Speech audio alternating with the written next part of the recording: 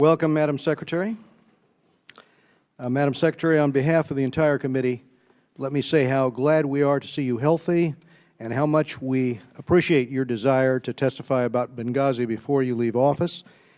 And let me also say that our appreciation extends to the work that you have performed on behalf of our country. This is our committee's opening hearing of this Congress. It is my initial hearing as its chairman.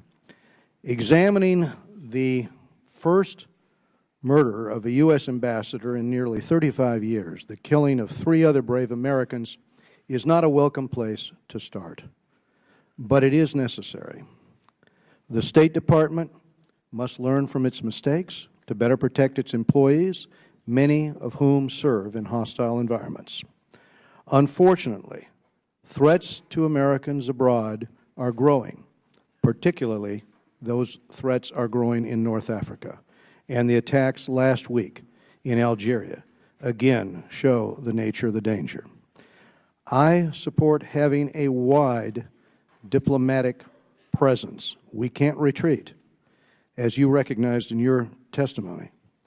But it has to be done with the safety of our personnel foremost in mind. This committee intends to work with your department in a bipartisan way and to work to improve security. Every organization has its shortcomings.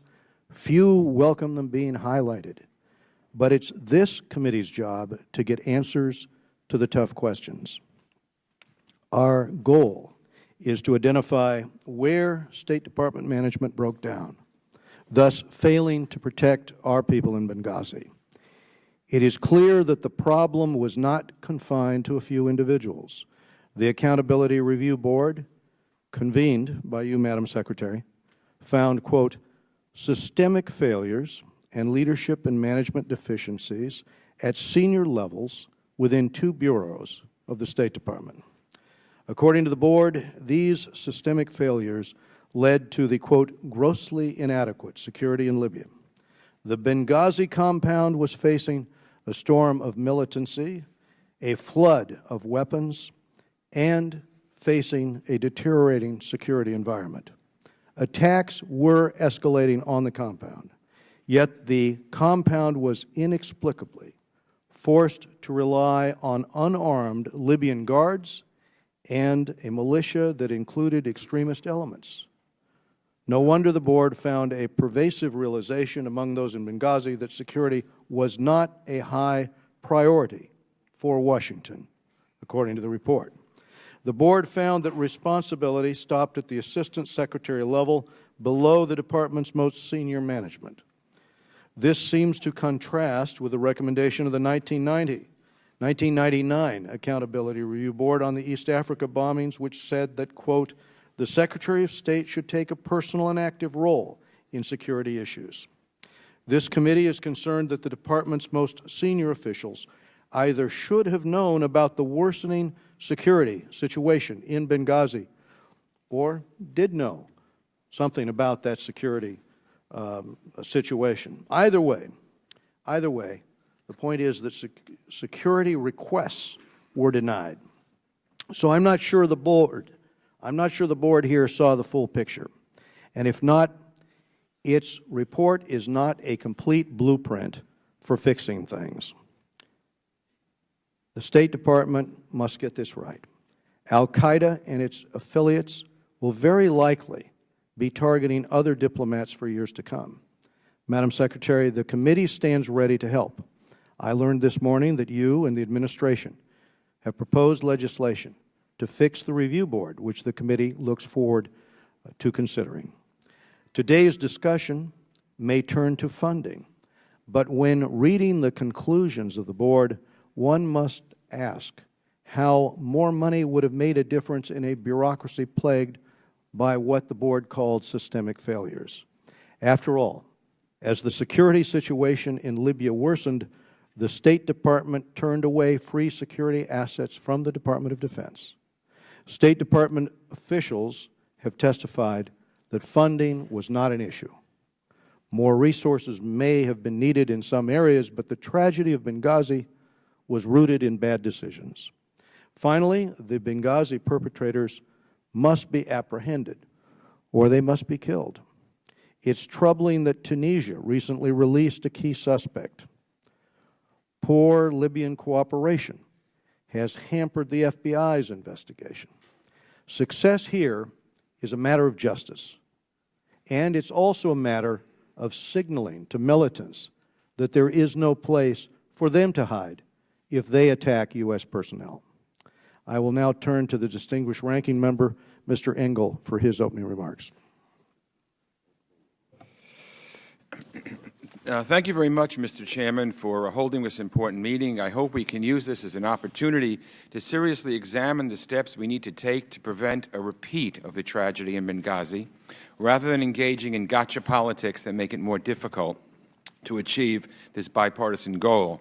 Madam Secretary, as the new ranking member on the Foreign Affairs Committee, let me say on behalf of the Democratic members of this committee, we'd like to welcome you back to our committee, and we're glad that you're feeling better. This will likely be your final appearance before our committee, and I want to take this opportunity to let you know how much we appreciate your outstanding and tireless efforts to represent our country in the international community. I have no doubt that you will continue to serve our nation in some capacity, as you have for so many years, and I look forward to working with you in the future.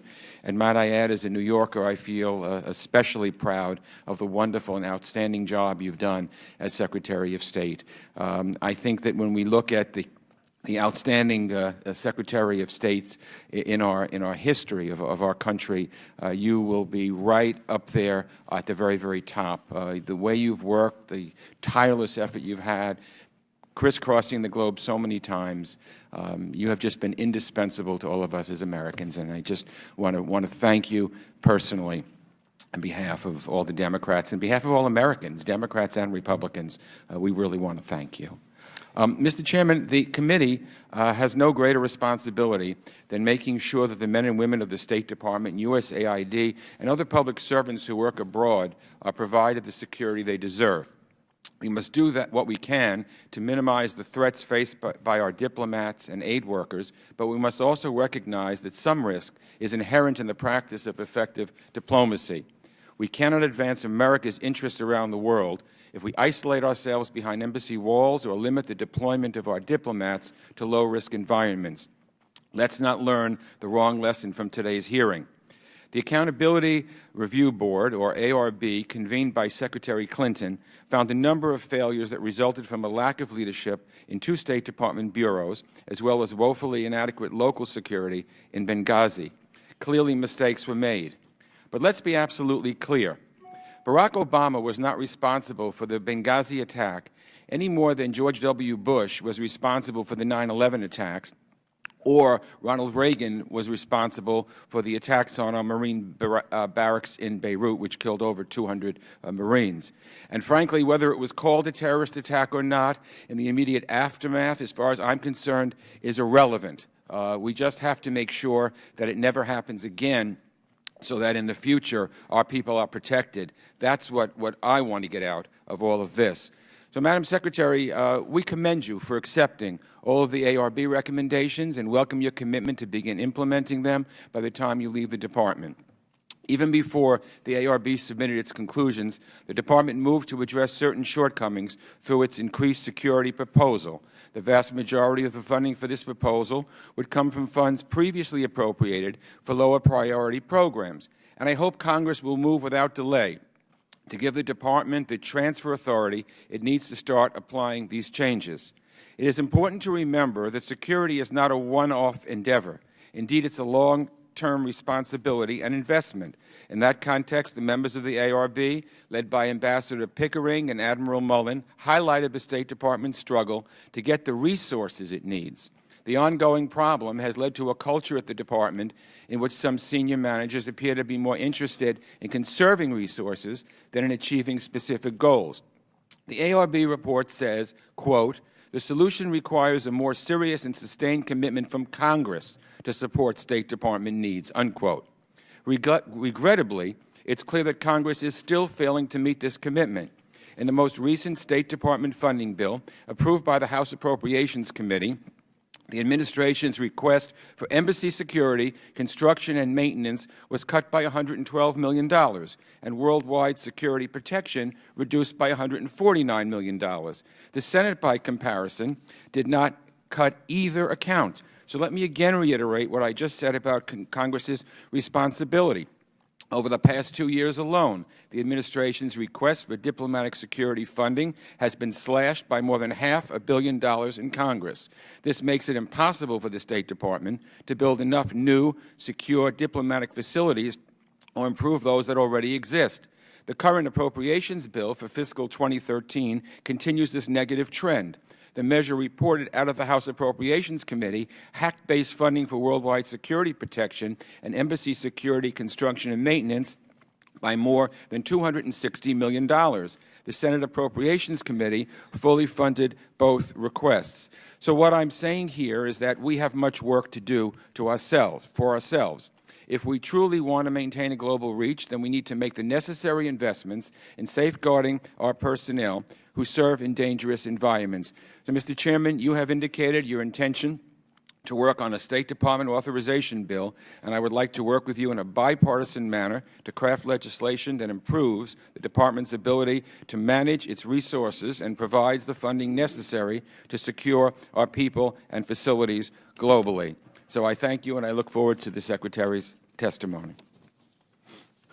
Thank you, Mr. Engel. To help us understand the State Department's response to the Benghazi attack, we are joined today by Hillary Rodham Clinton, the 67th Secretary of State. She has had a long career in public service, and for the past 4 years, Secretary Clinton has served as President Obama's Secretary of State. She will soon move on to the next chapter in her distinguished career. Madam Secretary, without objection, your full statement will be made part of the record, and all members here will have 5 days to submit statements and questions for the record, subject to the limitations of the committee rules. Madam Secretary, please begin. Thank you very much, Mr. Chairman, and I thank you and the ranking member and members of the committee, both of long-standing tenure and brand-new members, and I appreciate your patience for me to be able to come to fulfill my commitment to you, actually to the former chairwoman, that I would be here to discuss the attack in Benghazi. I appreciate this opportunity. I will submit my full testimony for the record. I want to make just a few points. First, the terrorist attacks in Benghazi that claimed the lives of 4 brave Americans, Chris Stevens, Sean Smith, Tyrone Woods, and Glenn Doherty, are part of a broader strategic challenge to the United States and our partners in North Africa. I think it's important we understand the context for this challenge as we work together to protect our people and honor our fallen colleagues. Any clear-eyed examination of this matter must begin with this sobering fact. Since 1988, there have been 19 accountability review boards investigating attacks on American diplomats and their facilities. Since 1977, 65 American diplomatic personnel have been killed by terrorists.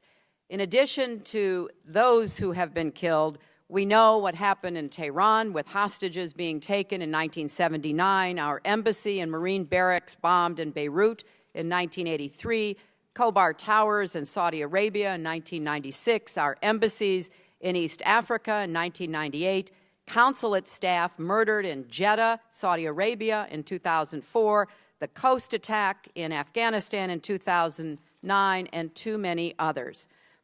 But I also want to stress the list of attacks that were foiled, crises averted, and lives saved is even longer. We should never forget that the security professionals get it right more than 99% of the time against difficult odds because the terrorists only need to get it right once. That's why, like all my predecessors, I trust the diplomatic security professionals with my life. Let's also remember that, as the chairman and the ranking member pointed out, administrations of both parties, in partnership with Congress, have made concerted and good faith efforts to learn from the tragedies that have occurred, to implement recommendations from the review boards to seek the necessary resources to better protect our people in a constantly evolving threat environment. In fact, Mr. Chairman, of the 19 accountability review boards that have been held since 1988, only 2 have been made public. I want to stress that because the 2 that have been made public, coming out of the East Africa embassy bombings, and this one, are attempts, honest attempts by the State Department, by the Secretary, Secretary Albright, and myself, to be as transparent and open as possible. We wanted to be sure that whatever these independent, nonpartisan boards found would be made available to the Congress and to the American people. Because as I have said many times since September 11th, I take responsibility, and nobody is more committed to getting this right. I am determined to leave the State Department and our country safer, stronger, and more secure. Now, taking responsibility meant not only moving quickly in those first uncertain hours and days to respond to the immediate crisis, but also to make sure we were protecting our people and posts in high-threat areas across the region and the world. It also meant launching an independent investigation to determine exactly what happened in Benghazi and to recommend steps for improvement. And it also meant intensifying our efforts to combat terrorism and support emerging democracies in North Africa and beyond. Let me share briefly the lessons we have learned up until now. First, let's start on the night of September 11th itself and those difficult early days. I directed our response from the State Department and stayed in close contact with officials from across our government and the Libyan government. So I did see firsthand what Ambassador Pickering and Chairman Mullen called timely and exceptional coordination. No delays in decision-making, no denials of support from Washington or from our military. And I want to echo the review board's praise for the valor and courage of our people on the ground, especially our security professionals in Benghazi and Tripoli. The board said our response saved American lives in real time, and it did. The very next morning, I told the American people, and I quote, "Heavily armed militants assaulted our compound," and vowed to bring them to justice. And I stood later that day with President Obama as he spoke of an act of terror. Now, you may recall, at this same time period, we were also seeing violent attacks on our embassies in Cairo, Sana'a, Tunis, and Khartoum, as well as large protests outside many other posts from India to Indonesia, where thousands of our diplomats serve. So I immediately ordered a review of our security posture around the world with particular scrutiny for high-threat posts. And I asked the Department of Defense to join interagency security assessment teams and to dispatch hundreds of additional Marine security guards. I named the first Deputy Assistant Secretary of State for high-threat posts so that missions in dangerous places get the attention they need. And we reached out to Congress to help address physical vulnerabilities, including risks from fire, and to hire additional diplomatic security personnel and Marine security guards.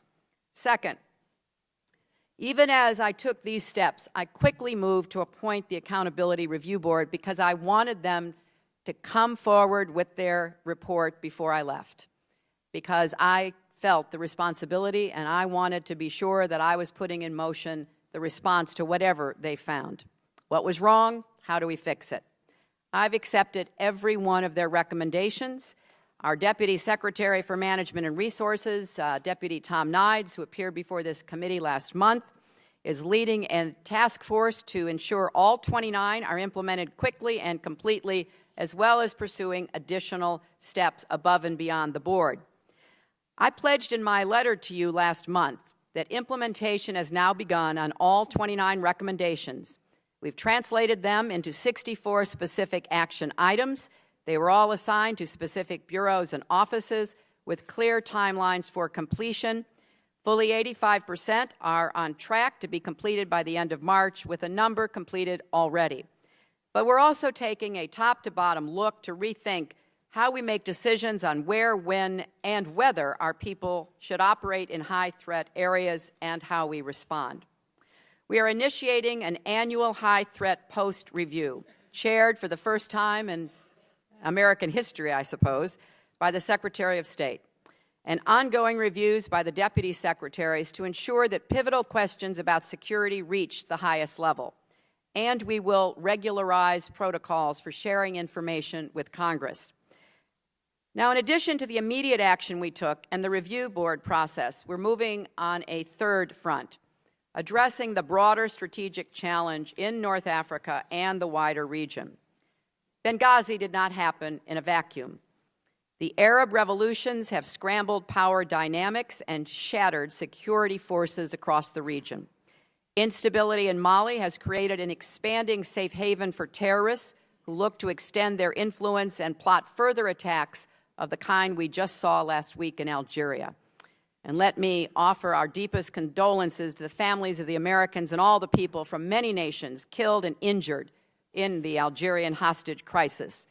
We remain in close touch with the government of Algeria, ready to provide assistance if needed, and also seeking to gain a fuller understanding of what took place so we can work together to prevent such terrorist attacks in the future.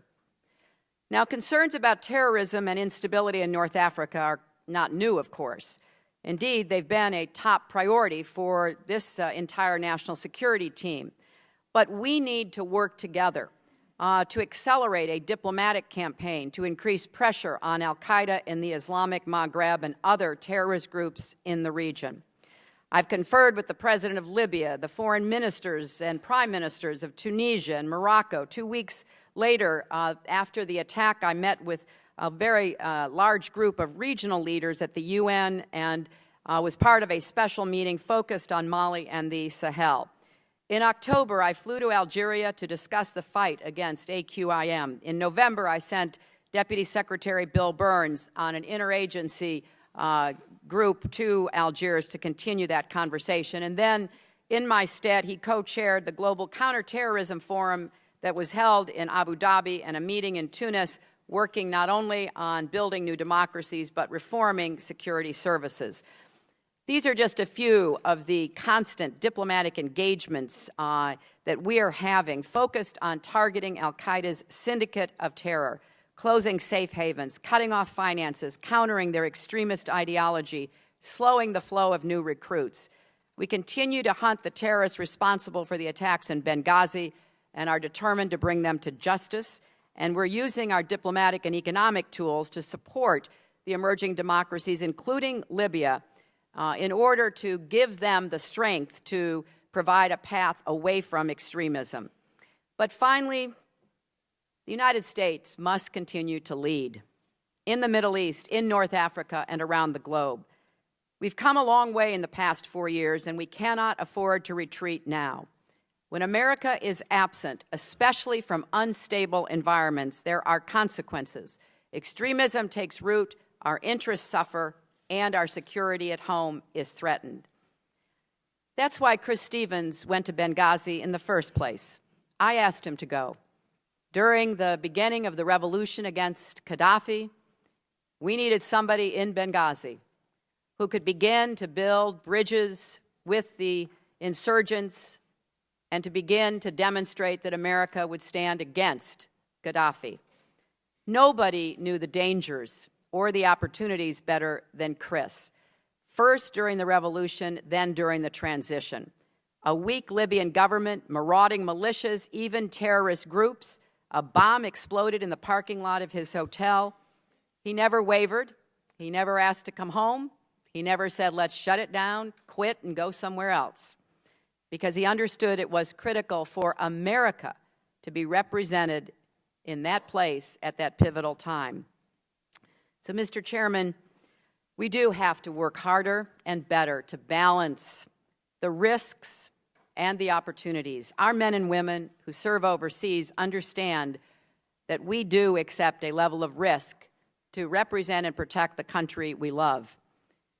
They represent the best traditions of a bold and generous nation. They cannot work in bunkers and do their jobs, but it is our responsibility to make sure they have the resources they need to do those jobs and to do everything we can to reduce the risks they face.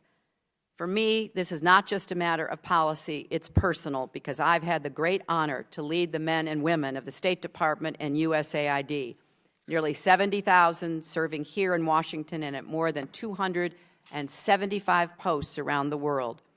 They get up and go to work every day, often in difficult and dangerous circumstances, thousands of miles from home, because they believe the United States is the most extraordinary force for peace and progress the earth has ever known. And when we suffer tragedies overseas, the number of Americans applying to the Foreign Service actually increases. That tells us everything we need to know about the kind of patriots I'm talking about. They do ask what they can do for their country, and America is stronger for it. So today, after 4 years in this job, traveling nearly 1 million miles and visiting 112 countries, my faith in our country and our future is stronger than ever.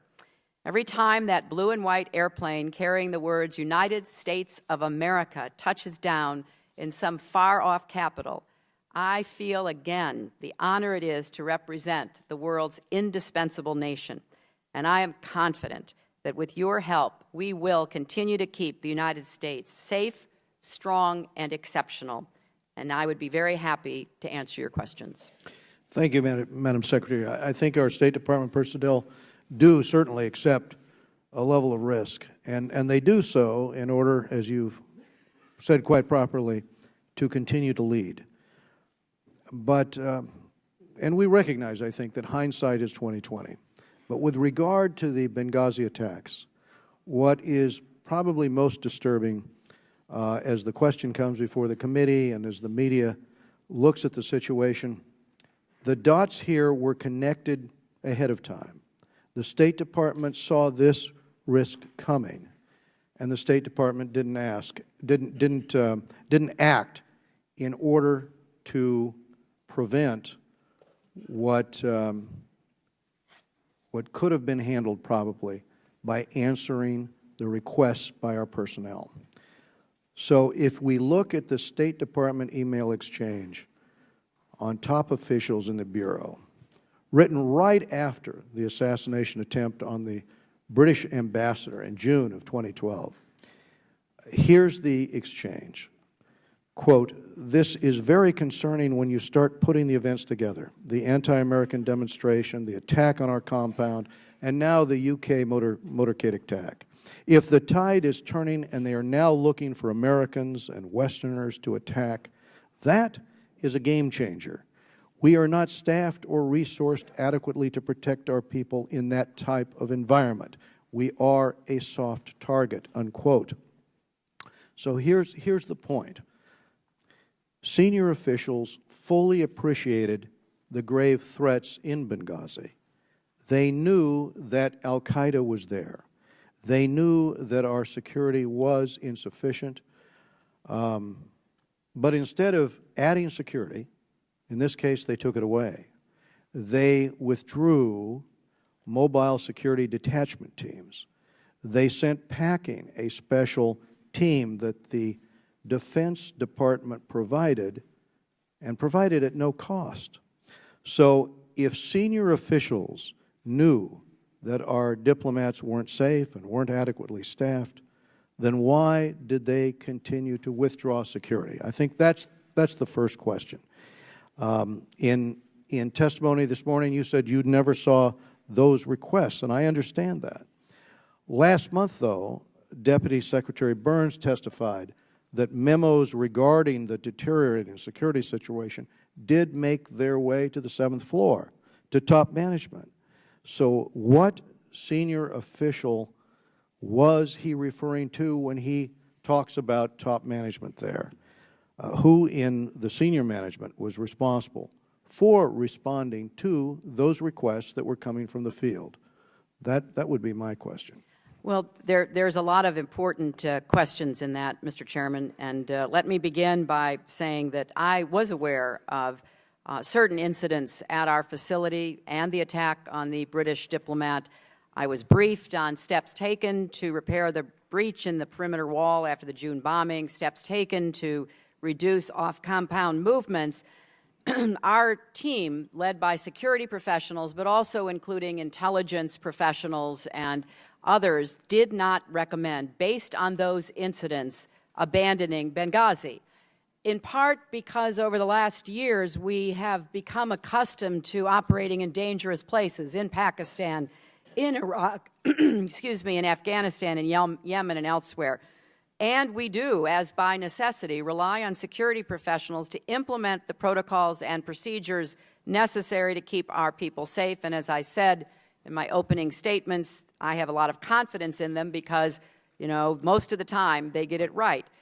But I was also engaged, and I think this is what Deputy Secretary Burns was referring to, in the issues related to the deteriorating threat environment, particularly in Libya. There were other places across the region we were also watching to try to see what we could do to support the Libyan government to improve the overall stability of their country, to deal with the many militias. We have many programs and actions that we were working on. I had a number of conversations with leading Libyan officials. I went to Libya in October of 2011. In fact, shortly before the attack on Benghazi, we approved Libya for substantial funding from a joint state DoD account for border security, CT capabilities, and WMD efforts. So I want to just clarify that there were specific instances and assessments going on primarily by the security professionals related to individual posts, including Benghazi. But what I saw was a communique which indicated that, in fact, those assets, like the security site team, were in fact pulled. You had free of cost here from the Department of Defense, a team in place, and on about August 15th, some weeks before the attack, the question is, can we extend that security team? And the answer is no. It would be embarrassing to our agency if that agency is providing the protection. That struck me as a little bit of the problem that we had before between the CIA and the FBI, between two agencies that were more focused perhaps on the rivalry than they were on providing the security. And we're full circle, and now, based on the literal reading of those memos, here you had the requests. So that's my question. Okay, they didn't come to the conclusion that we should increase security, but what about the question of having with security actually withdrawn August 15th in terms of the security site team provided by the Department of Defense? Well, I'm glad you raised that. The ARB looked into this, as it looked into everything. It does not even discuss the SST or recommend that our personnel on the ground should have asked for its continued deployment. And I think that's in part because the SST was based in Tripoli. Right. It hardly ever, less than 2% of the entire time it was in Libya, did it even go to Benghazi. Its responsibilities, which were about the siting of and security of the embassy, were focused on Tripoli, and it was not an open-ended arrangement as it has been understood. It was intended as an interim measure, and the experts who were there played vital roles. They were communications specialists, airfield specialists, trained medics. They helped to stand up our embassy in Tripoli when we reopened it. And I think it's important that they were very helpful with the embassy, but at the end of the day, they really were not focused on, nor did they pay much attention to Benghazi. And I think since their primary mission was at the embassy did acquire a lot of assets, and that was the decision that they should not be extended for a third time. Madam Secretary, thank you. We're going to go to Mr. Engel of New York. Thank you very much, Mr. Chairman. Madam Secretary, you and the State Department have rightfully taken responsibility for what happened, convened the ARB, and you're implementing its recommendations. But as I said in my opening statement, we need to be clear-eyed that there is blame to share right here in Congress. Over the past 2 years alone, the administration's request for diplomatic security funding has been slashed by more than $500 million in Congress, and the current appropriations bill for fiscal 2013 continues this negative trend by slashing funding for worldwide security protection, embassy security, construction and maintenance by more than $260 million. So I'd like to ask you, Madam Secretary, do you think that Congress has provided adequate resources for diplomatic security in recent years? Can you talk about security priorities you have not been able to complete due to an inadequate budget? And what advice would you give the committee as it considers funding to protect our diplomats? And I want to also add, what would happen even worse to the security of our diplomats and our diplomatic facilities if there is a sequester or worse, a government shutdown? Has the State Department begun planning for the dangers of Congress not agreeing on a budget? Well, Congressman Engel, this is a bipartisan problem. Since 2007, the Department has consistently requested greater funding for embassy construction and diplomatic security, but with the exception of 2010, the Congress has consistently enacted less than requested. Most notably in 2012, the Department received $340 million less than requested, close to 10% less. Now, over the last 2 years, cuts to the embassy construction, security, and maintenance budget was almost 10% of that as well. Now, the ARB, and I would refer to them because, you know, they had an independent view of this, has recommended an increase in facilities funding to $2.2 billion per year to restore the construction levels that were called for in the 1998 ARB report.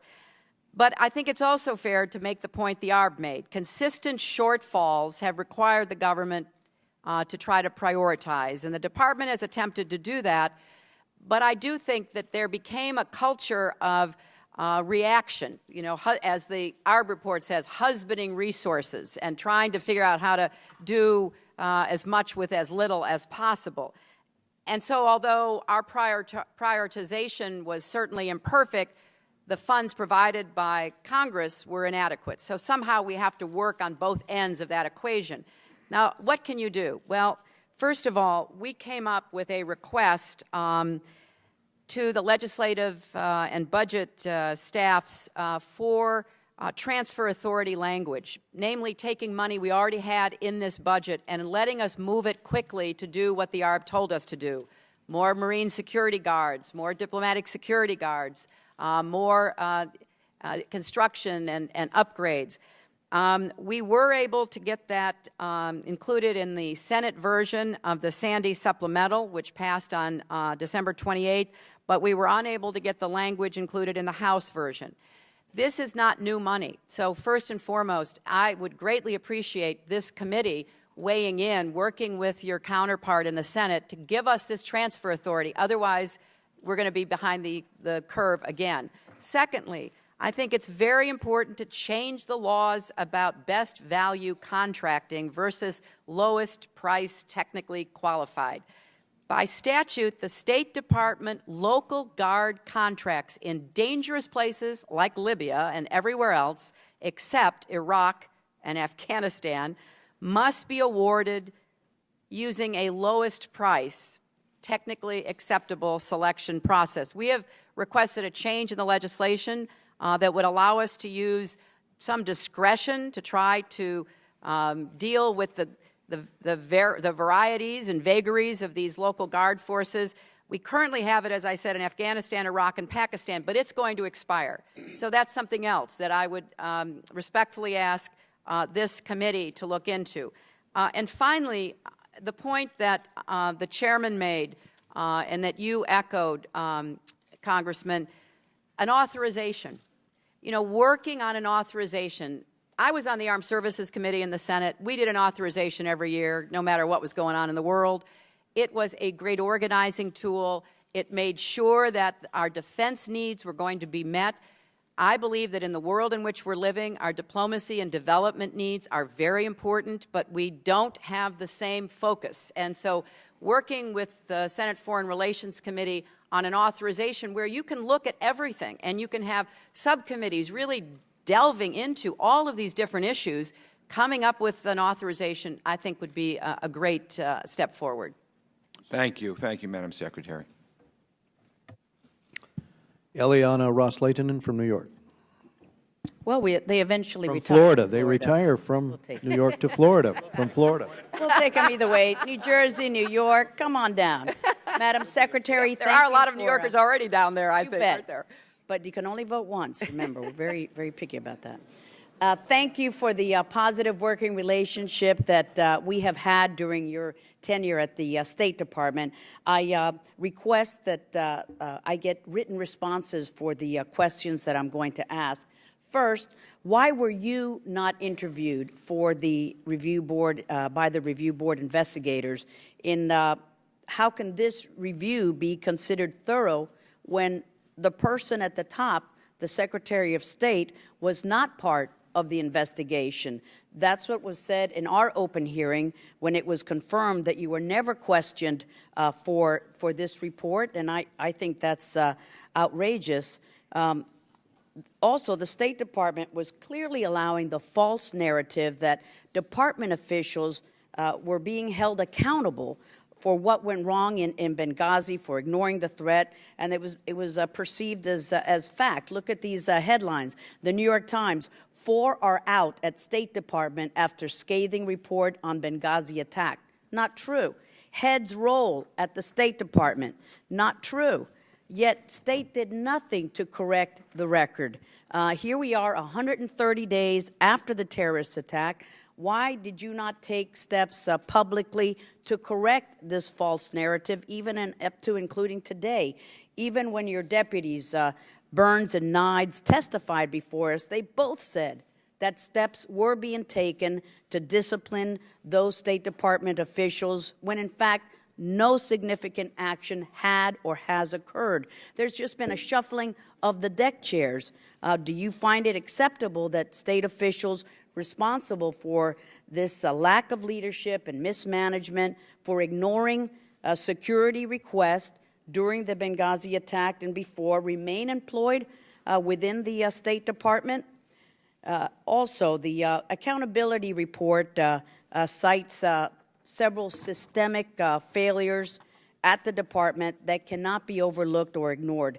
Given that State was aware of the dangerously declining security situation in Benghazi, as pointed out by a chairman, the assassination attempt on the British ambassador, other attacks on Western interests, why did State not immediately revamp our security protocols prior to the September 11th attacks? Did State fail to act preemptively because it ignored the threat, or did it fail to act because it was unable to recognize this growing pattern of violence? Either way, State did fail to act. And these failures, highlighted by the ARB report, serve as a blueprint for terrorists on where our weaknesses lie, where we are vulnerable.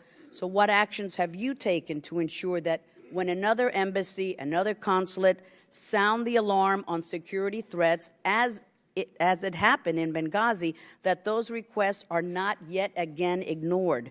And as we examine the willingness and capacity of host countries in the region, we must condition aid to these high-threat posts based on their cooperation with the United States. I hope that we do that. Now, regarding the State's request for more money, I think it's worth pointing out that some State Department officials have stated that budget constraints are not to blame for the loss of lives in Benghazi. However, the State Department is notorious for wasteful spending and continues to have misplaced funding priorities. Between the State Department, Treasury, and USAID, the fiscal year 2012 request for a global climate change initiative is over $1.3 billion. Now, what do we think, or what do you think is a higher priority and a better use of taxpayers' money, national security or global climate change? This money could have been used for embassy construction, for hiring more diplomacy security agents, for providing our post and personnel overseas with adequate equipment and training. So, and there's more that I can't get to, but certainly I would appreciate your written answers, including the 64 specific action items that you will be taking on the task force recommendation, and we look forward to getting a detailed report here in Congress on explaining their justification, their itemized funding layout, et cetera. So thank you, Madam Secretary, for the time. Congressman, obviously we'll answer all of your questions. Let me just comment on two of them, even though my time has run out. First, I was not asked to speak with the Accountability Review Board during their investigation. The specific issues they were looking at regarding the attack on Benghazi were handled by security professionals in the department, and that's where the ARB focused. Obviously, if they had thought that I was relevant or had information that would have helped the investigation, I would have gladly discussed that with them at their request. Secondly, on the personnel, this is another area where I need your help. First, all 4 individuals have been removed from their jobs. Secondly, they've been placed on administrative leave. Thirdly, Ambassador Pickering and Admiral Mullen specifically highlighted the reason why this has been so complicated. Under federal statute and regulations, unsatisfactory leadership is not grounds for finding a breach of duty. And the ARB did not find that these 4 individuals breached their duty. So, fourth, I have submitted legislation to this committee and to the Senate committee to fix this problem so future ARBs will not face this situation. Because I agree with you, there ought to be more leeway given to the ARBs, but under current law, they were limited. Madam Secretary, we'll be working to fix that problem. Mr. Fowler-Mavega from American Samoa. Thank you, Mr. Chairman and our ranking member, for calling this important hearing. Madam Secretary, thank you for your most eloquent statement. Your service to our nation has been exemplary and outstanding. And any suggestion otherwise during today's hearing, I would consider unfair and unwarranted. We meet today under difficult circumstances. I am sure that when you, as Secretary of State, stood at Andrews Air Force Base at the transfer of the remains of Ambassador Christopher Stevens, Mr. Sean Smith, Mr. Tyrone Woods, and Mr. Glenn Doherty, you must have had tremendous or felt tremendous pain and suffering, as we express in our Samoan proverb, "Watangi le fatu malelele," meaning the stones and the earth wept. Madam Secretary, please know that you were not alone. We wept with you and with the families of our fallen heroes. It is true that the Benghazi attacks is the first time since 1979 that an American ambassador has been killed in the line of duty. But it is also true that the world has changed significantly since 1979, and consequently the Department of State is increasingly operating in high-threat locations throughout the world. This is why the Accountability Review Board rightly observed that Congress needs to make a serious and sustained commitment to supporting State Department needs. But the FY 2013 fiscal year budget, the House cut the administration's request by about $200 million. However, having been provided $2.6 billion in security funding, I wonder if Congress had done its part and fulfilled its responsibility in providing the State Department with the necessary resources and funding to meet its needs, especially to provide security for our embassies and consulates throughout the world. I agree with ARB's recommendations that we should restore the Capital Security Cost Sharing Program, which pools money from different agencies in order to accelerate construction of new embassies and consulates. Madam Secretary, in honor of the lives of Ambassador Christopher Stevens, Mr. Sean Smith, Mr. Tyrone Woods, and Mr. Glenn Doherty, we need answers so that we can prevent this kind of tragedy from happening again. It is no good for any of us to use this tragedy for political gain. This was a terrorist attack, first and foremost, and we must not lose sight of this brutal fact. Instead, we must hold together in our commitment to defeat those who would do us harm. So, Madam Secretary, I commend you for convening the ARB in accordance with the Omnibus Diplomatic Security and Anti-Terrorism Act of 1986, and for accepting all 29 of the recommendations of the ARB Commission. For the past 20 years, you have served our nation well. You have done all you could do to deliver freedom safely to future generations.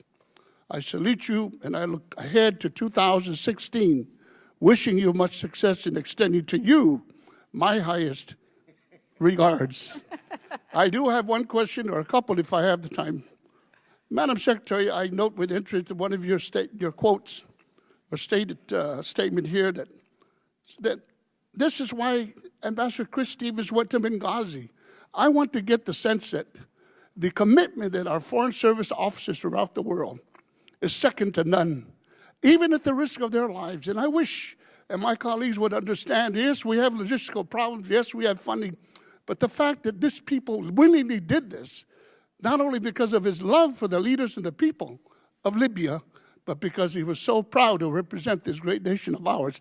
And I would like to ask if you could elaborate just a little further what you meant by this, that Ambassador Stevens went to Benghazi in the first one, knowingly the dangers were there, he went still. Could you please comment on that? Well, Congressman, I think it is absolutely the case that we have a foreign service that is composed of men and women who take on these responsibilities because they love our country. They go in with their eyes wide open. They learn languages. They immerse themselves in cultures. They go out to the Foreign Service Institute and hone their skills. And Chris Stevens was one of our very best.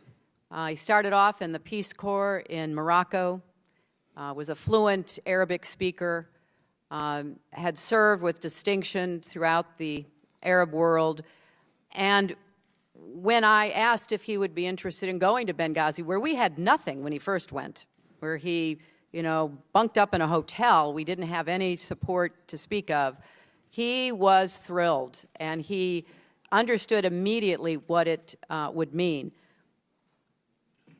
In the wake of this tragedy, this terrible terrorist attack, I think one of the most poignant events has been overlooked, and that is what happened after the Libyan people from Benghazi to Tripoli learned that Chris Stevens, someone whom they had gotten to know, whom they trusted and admired, had been murdered. They went out into the streets. They protested themselves, thousands, tens of thousands, far more than the dozens of highly armed invaders of our compound and our annex, and they made it clear that that was not the kind of country they were trying to build. So in some ways, Chris's faith after his death was certainly validated. Thank you, Mr. Chairman. Thank you, Madam Secretary. Mr. Smith of New Jersey. Thank you, Mr. Chairman. Welcome, Madam Secretary. We all deeply mourn the tragic loss of 4 extraordinarily brave Americans, including our distinguished Ambassador Christopher Stevens. But one of my top concerns is that we seem to be relearning the same lessons again and again and again. Madam Secretary, after the August 1988 bombings of U.S. embassies in Kenya and Tanzania, Admiral Krause sat exactly where you sit, that was 12 years ago, and told the subcommittee that I chaired at the time that, quote, in our investigations of the bombings, the ARB boards were shocked how similar the lessons learned were to those drawn by the Bobby Inman Commission some 14 years before that. In other words, in 1985.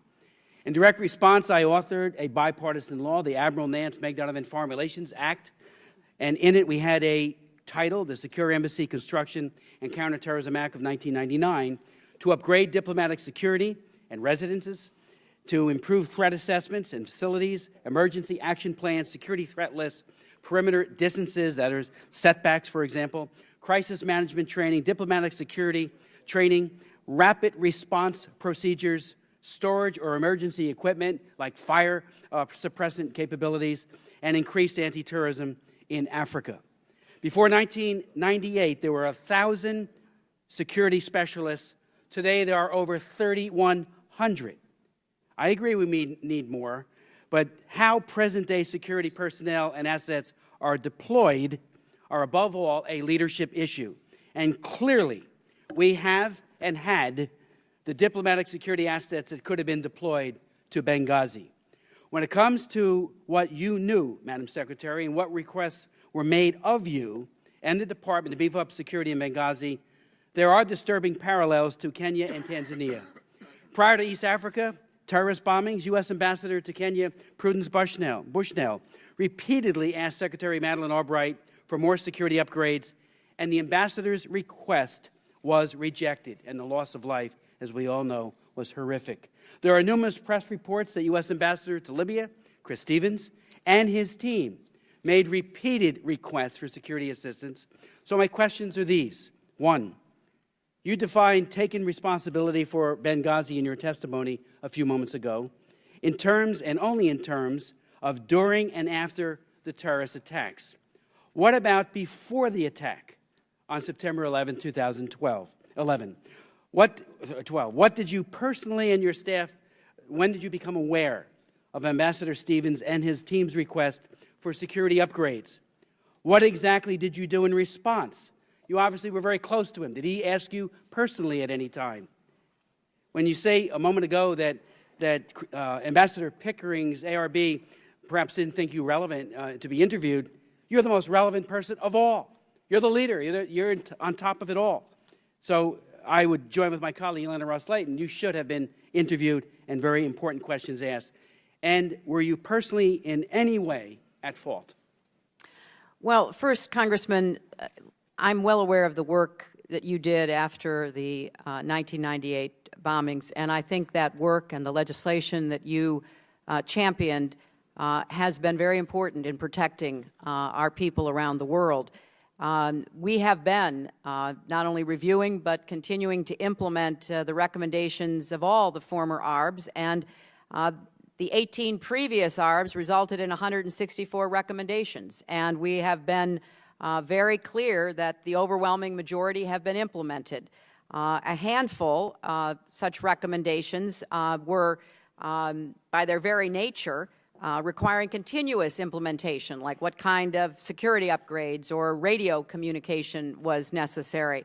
And there were a few that were only partially implemented because of some separate security concerns that would have raised. But there was the need for ongoing funding. You remember that Admiral Crowe said we wanted $2.2 billion for building embassies. We had a number of embassies that were built in those early years, thanks to your legislation. Then it petered off. You know, we put so much time and attention into Iraq and Afghanistan, trying to make sure that we secured our people there. We sent a lot of our diplomatic security personnel there. And so we had a slowdown over a number of years in our ability to build new Inman facilities. Understood. And now the latest ARB is saying, let's get back and do this again because there's no substitute for it. I'm almost out of time, Madam Secretary. When did you become aware of Ambassador Stevens' requests, and how did you respond to it? And did he ever personally ask you to be involved? No. No, and You didn't get in? No, that any of the requests, any of the cables having to do with security did not come to my attention. Mr. Sherman from California. Madam Secretary, it's a shame that this is your last appearance before our committee, and I would have thought that your last appearance would be a chance for us to review your outstanding record as one of our great secretaries of state, whether it be leading efforts to enforce sanctions on Iran, your work supporting women's rights around the world, engaging with civil society, and restoring and maintaining American influence in a very difficult era. And I would have thought that your last hearing would be your chance to give us some advice for what to do over the next 4 years and beyond. I take seriously your very strong advice, because I happen to agree with it, that it's about time we pass an authorization bill through both houses of Congress. But instead, we're here at, I guess, our third hearing to deal with the tragic events in Benghazi, because it is a chance for each political party to beat up on the other. We can talk about how Republicans didn't provide you with resources. We can talk about the administration inside the State Department. So I would hope that maybe we'd get you to come back again. I realize that would be gratis. You wouldn't even be on the government payroll at that time. And do the hearing that I'd like to have, which is getting your input on the bigger issues of foreign policy. Ultimately, the security of our diplomats depends on the host country. This is all a discussion about, well, there might have been 5 security people on the ground, and if only there had been more funding, more deployment, this cable, that cable, maybe there would have been 8 or 9 security people on the ground, which might have led to more protection, might have led to more casualties. And here in Washington, the decision was made to provide well more than 16 security people to Libya, and nobody that I know of in Washington was involved in the issue of how many of those were in Benghazi, either going with the ambassador or there in advance. So the decision that all 16 weren't with him was a decision that you can't blame either political party or anyone in Washington for. Ultimately, all we can have at our embassies is enough to stave off a militant attack for a few hours. And after that, if the host country doesn't come to the rescue, it doesn't matter whether we have 3, 6, 12, 16, or 36 armed guards and Marines at the location. One aspect of protecting our diplomats in the future is bringing to justice the criminals who did this time. We did a lot for the people of Libya. We did a lot for those who are now ruling Libya. How would you appraise their efforts to cooperate with us in the investigation? And does this Libyan government have the will and the capacity to arrest suspects involved? And of course, will and capacity tend to go with each other. I think they would have to, at minimum, strain their capacity to try to arrest powerful armed elements in the eastern part of the country. And I don't know if they have the, even if they have the will to use that capacity. So, can you tell us after the attack, and now that we're trying to bring these culprits to justice, what do you think of the Libyan government? Well, I think, Congressman, you drew exactly the right description. Is it will or is it capacity, when obviously what you need is both? I have found the Libyan officials to be willing but without capacity. And part of our challenge is to help them build greater capacity, because now it's about them. You know, it's not only about what happened to us in Benghazi, which every official in the Libyan government was deeply upset about, but they have their own problems now. They're having leaders attacked and assassinated on a regular basis. So we have to do more to help them build up their security capacity. And again, I would ask this committee to work with us. There are holds on a lot of the security funding that would go to Libya to assist them in building capacity. There are those I know in the Congress who say, look, Libya is a wealthy nation. We don't need to give them any money. Well, until they get up and going, it's in our great interest to give them the resources like we have with other countries over the past 40 years. We can go to Mr. Rohrabacher of California. Thank you very much, Mr. Chairman, and thank you for being with us today and putting yourself through this. Thank you. Let me just note that fixing responsibility was what we're trying to do today, and identifying bad policy and mistakes is the way that democracies fix problems. It is not all politics. It's how we do things here to make it better. So none of us should at all apologize for trying to get to the nitty-gritty. And let me just note that Assistant Secretary of State Lamb testified here in Congress that budget considerations played absolutely no role in her decision, and it was her decision, not yours, but you approved it, but her decision as to what the level of security would be there at Benghazi. So, and any suggestion that this is a budget issue is off base or political. Madam Secretary, you told the Senate this morning that you learned of the attack around 4 p.m. on that day, and you were involved widely in the coordinated response, which included the Department of Defense, the White House, but did not speak to the President until later that evening. When did you talk to the President? Two things. On the first point you made, Congressman, the ARB disagreed with that and did find that budget issues were at stake. Well, she testified under oath, and it was well, you know, that's why you have an independent group like an ARB. That's why it was created, to look at everything. So I think everybody has their own right. I think it's important, though, CYA to do here. But and I would urge. What about when you saw the President? When did you see the President? And I talked to the President at the end of the day, but I had been in constant communication with the National Security Advisor. I'd been on secure video conferences with high-level officials in the White House, in the Defense Department. Secretary Lamb, the lady we're talking about, testified that she had actually witnessed this in real time, the attack in real time on a monitor. At any time, did you see the initial attack on a monitor?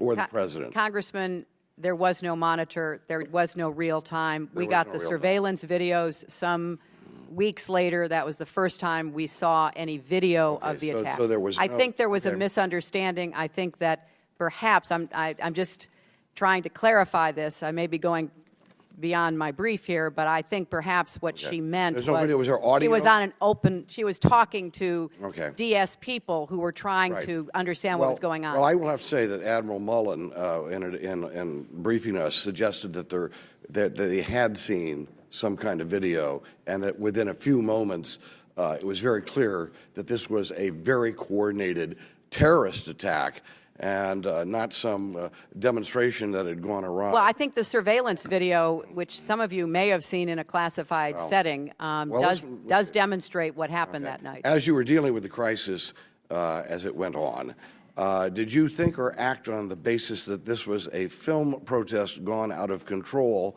And when you briefed the President, did you tell him that? Or did you tell him, which Admiral Mullen suggests you knew by then, that this was a well-planned and executed terrorist attack? Which was the President told? Well, first of all, I said the very next morning that it was an attack by heavily armed militants. The President said that morning it was an act of terror. At the same time, however, I was dealing with protests against our facilities that were clearly connected to that video. Right. Yeah. So we were managing a number of such Let's just say that events. you noted that, and it can be, you know, people do this so that you can say that you said it, but the emphasis, we all remember what the emphasis was, over and over and over again. It was repeated that we had enraged the Islamic terrorists, which, by the way, what's that do? When you say that we enraged the Islamic terrorists, that means we're at fault. They're not at fault. And then to look and see that the only people that I know who are in jail right now is the filmmaker. Isn't this a little disconcerting? Well, first, Congressman, I want to be clear that, of course, it was a terrorist attack. The very next day, I called it an attack by heavily armed militants on our compound. I think there is still, however, questions about exactly what caused it, who the attackers were. The ARB, after months of research, said the picture is still very complicated, and I think it's worth members looking at both the unclassified and classified ARB with that in mind. Thank you. Mr. Meeks of New York.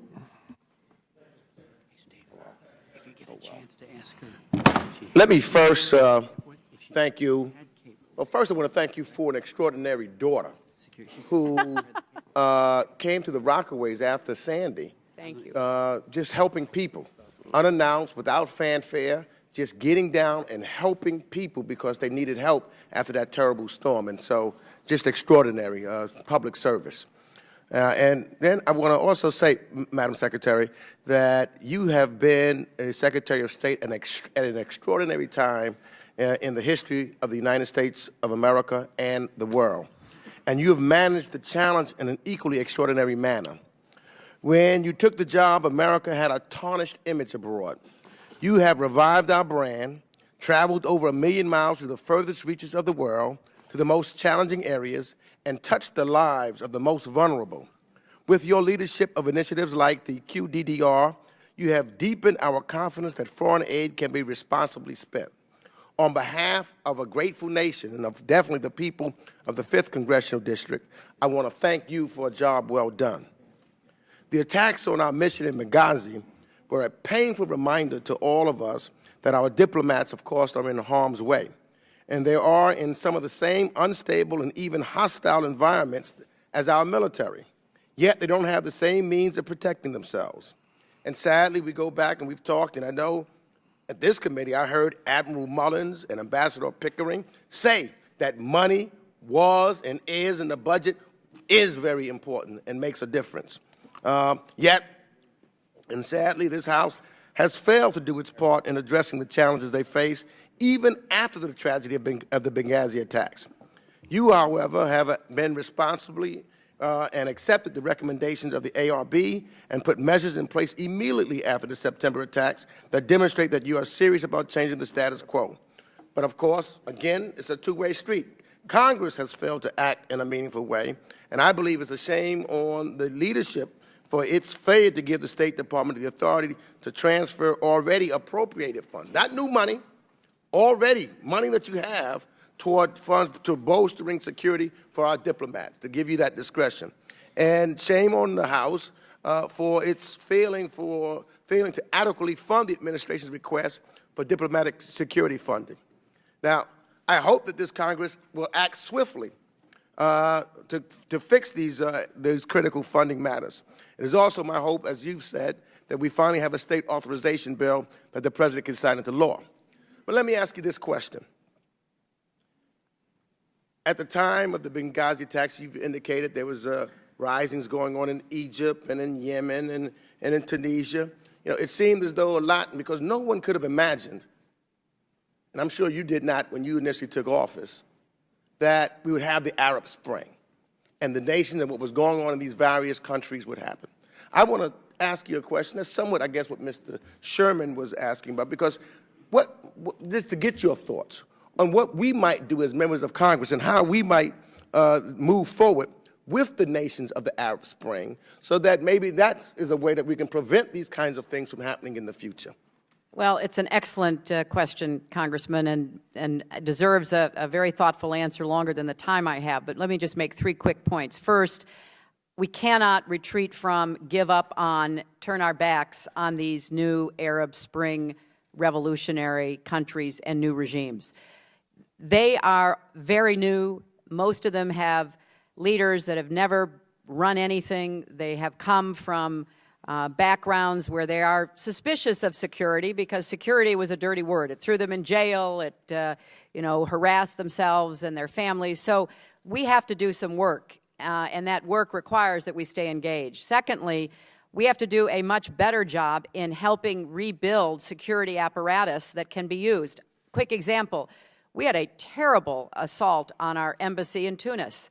And I called the president of Tunisia. I said, you have got to send reinforcements right now. Our embassy is going to be overrun. He sent it. It stopped. The government really has been responsive, understanding that, these terrorists, these extremists don't just threaten us in Western countries. They threaten the stability and the future of these governments. So we have to help them the way we helped Colombia in years ago. And finally, we need to do a better job conveying a counter-narrative to the extremist jihadist narrative. I've said this to this committee before, a lot of new members on it. We have abdicated the broadcasting arena. Yes, we have private stations, CNN, Fox, NBC, all of that. They're out there, they convey information, but we're not doing what we did during the Cold War. Our Broadcasting Board of Governors is practically defunct in terms of its capacity to be able to tell a message around the world. So we're abdicating the ideological arena, and we need to get back into it. We have the best values. We have the best narrative. Most people in the world just want to have a good, decent life that is supported by a good, decent job and raise their families, and we're letting the jihadist narrative fill a void. We need to get in there and compete, and we can do it successfully. Mr. Shabbat of Ohio.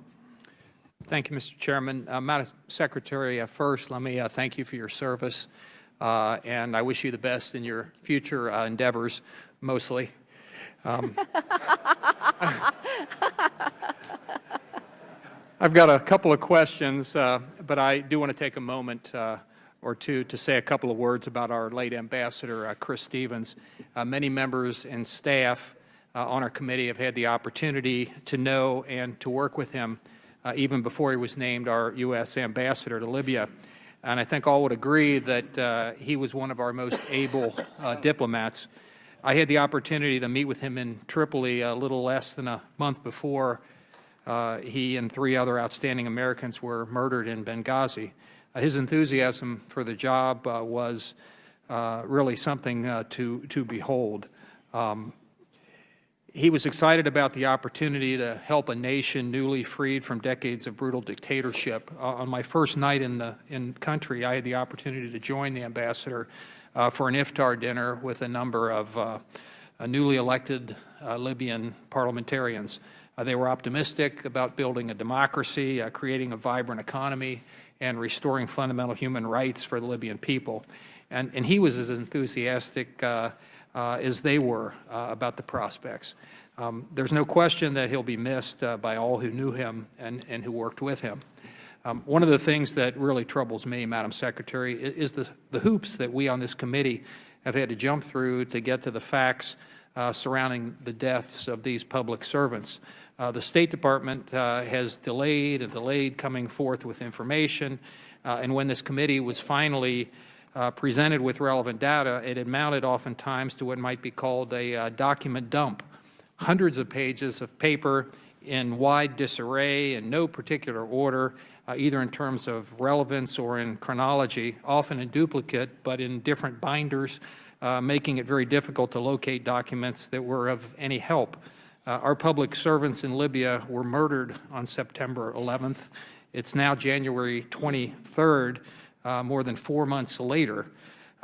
It's unacceptable that the State Department has made it so difficult for Congress to exercise its oversight responsibility. Now, a couple of questions. Within a couple of months of the attack, during the July-August period, Ambassador Stevens expressed concern about militia activity, particularly in Benghazi, and the need for additional security assistance. We've seen the cables where security officers on the ground expressed considerable frustration at the difficulty in getting the personnel they believed were needed to protect American diplomats and property. And we now know that management of security personnel, especially the assignment of State Department agents on very short-term duty, virtually guaranteeing very limited institutional knowledge, was grossly inadequate. Why was the department hierarchy so obstinate, and why would the department deny a personal plea from Ambassador Stevens, given his expertise on Libyan affairs? Why did the department's senior leadership not take into consideration the approaching September 11th anniversary, particularly in light of direct requests from our mission in Libya? And finally, Madam Secretary, we've heard numerous times over the last several months that more funding is needed for diplomatic security, including in your testimony before the Senate Foreign Relations Committee and to some extent this afternoon. I don't believe there is anybody in this room who doesn't want to protect our diplomats stationed abroad, often in very dangerous regions. Since 2000, Congress has provided funding in the neighborhood of $10 billion for embassy security construction and maintenance, and we will no doubt continue to provide significant funding in the future. Given that our nation now faces a mountain of debt, sadly, I might add, given short shrift, I have to say, by the President in his inaugural address, of course means that we cannot fund every single program that every federal agency requests. So when we increase funding in one area, we have to consider cuts in others. At least that's the way it should work. The State Department currently, are they conducting any internal reviews, for example, to determine what offsets in current program funding might be considered? And finally, I know that some have been peddling this story about it's Congress's fault for not providing sufficient funding for security. I would just note that Robert Baldry, your Chief Financial Officer for Diplomatic Security, stated, and I quote, "I do not feel that we have ever been at a point where we have sacrificed security due to lack of funding. And I note that I've used my 5 minutes, so I would appreciate your remarks. The gentleman from Ohio has used his 5 minutes, and if we want to get through the members, we're going to have to hold to those 5 minutes. So I'll just ask for a response in writing, and we'll go now to Mr. Deutsch from Florida. Thank you, Mr. Chairman. And we won't have to wait long because those were some good questions that I'll take up in a moment.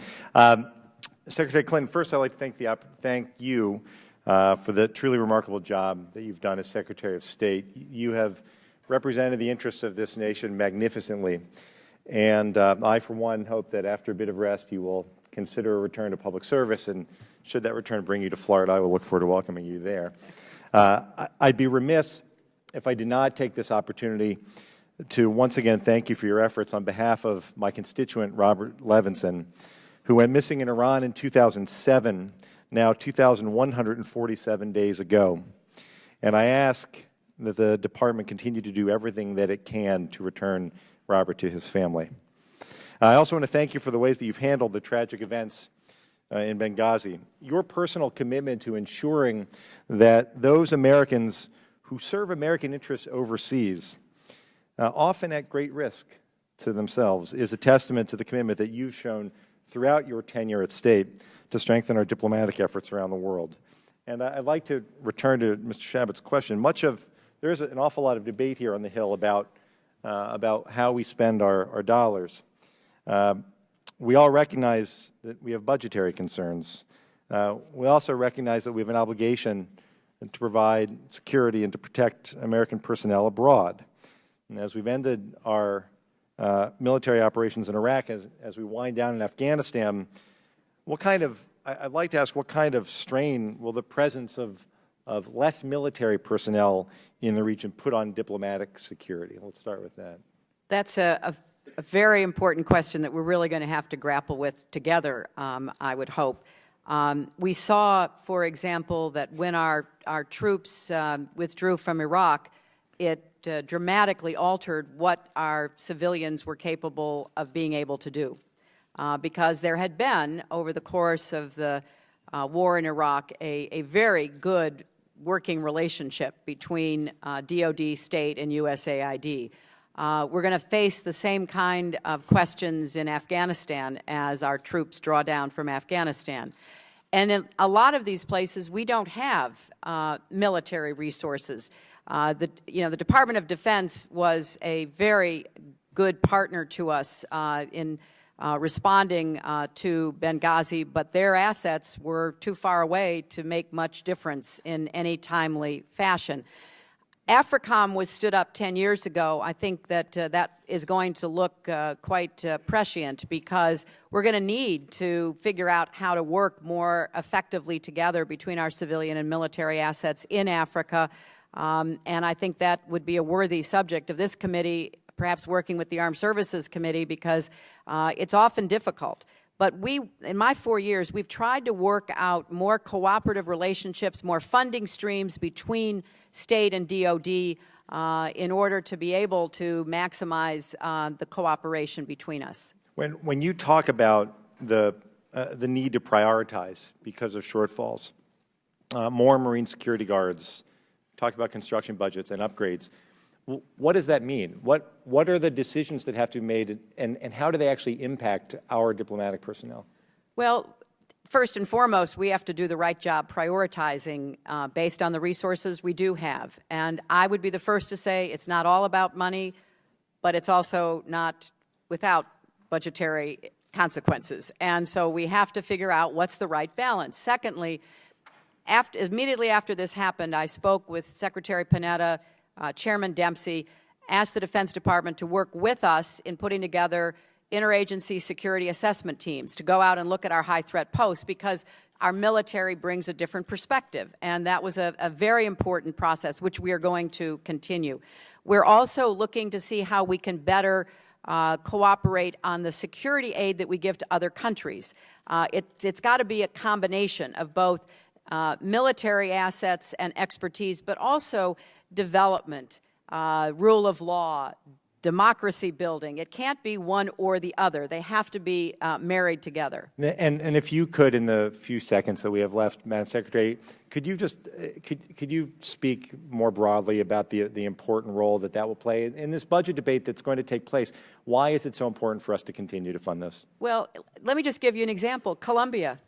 You know, Colombia 15, 20 years ago was in a very difficult state. It had an insurgency. It had a drug cartel that was basically controlling territory. The United States stepped in, worked with the Colombians, and the progress, I think, is evident for all to see. There was a front-page article in the travel section about go to Medellin. I mean, that's what America can do. We don't do it ourselves. We partner with willing governments to help them acquire the capacity to protect their own citizens.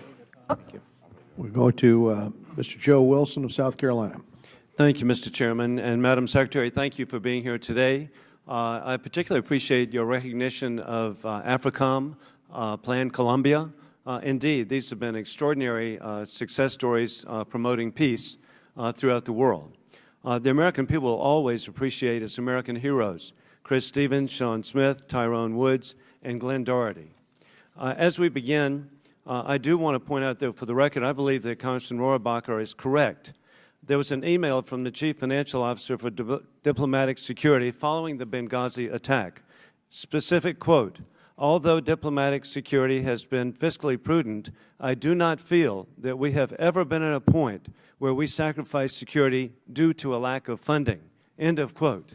That actually is an attribute to you. And I have faith in the Chief Financial Officer that it's a correct statement. As we begin, it's been reported that since you managed the response to the Benghazi attack, why weren't you the person to appear on the Sunday shows immediately following the attack? Ambassador Susan Rice said that you declined. Was that correct? Well, I have to confess here in public, going on the Sunday shows is not my favorite thing to do. There are other things I'd prefer to do on Sunday mornings. And, you know, I haven't been on a Sunday show in way over a year. So it just isn't something that I normally jump to do. And I did feel strongly that we had a lot that we had to manage, that I had to respond to, and I thought that should be my priority. And I believe that part of the priority is telling correct information, and you could have done that, and I think it's just very unfortunate, the multiple appearances by Ambassador Rice with information that's been discovered not to be correct. In the November 21st, 2012 edition of the Charleston Post and Courier, a letter was published by William J. Boudreau, a retired Foreign Service officer of Seabrook Island. He wrote, "Within the U.S. State Department, there's an office known as Op Center. It is located in the Office of the Secretary of State. It is staffed around the clock, 24/7, by seasoned Foreign Service officers. Its function is to be sensitive to any threat to American interests wherever they might arise. The Op Center has direct, secure communication lines to the White House Situation Room, the National Military Command Center at the Pentagon, and the CIA's Op Center.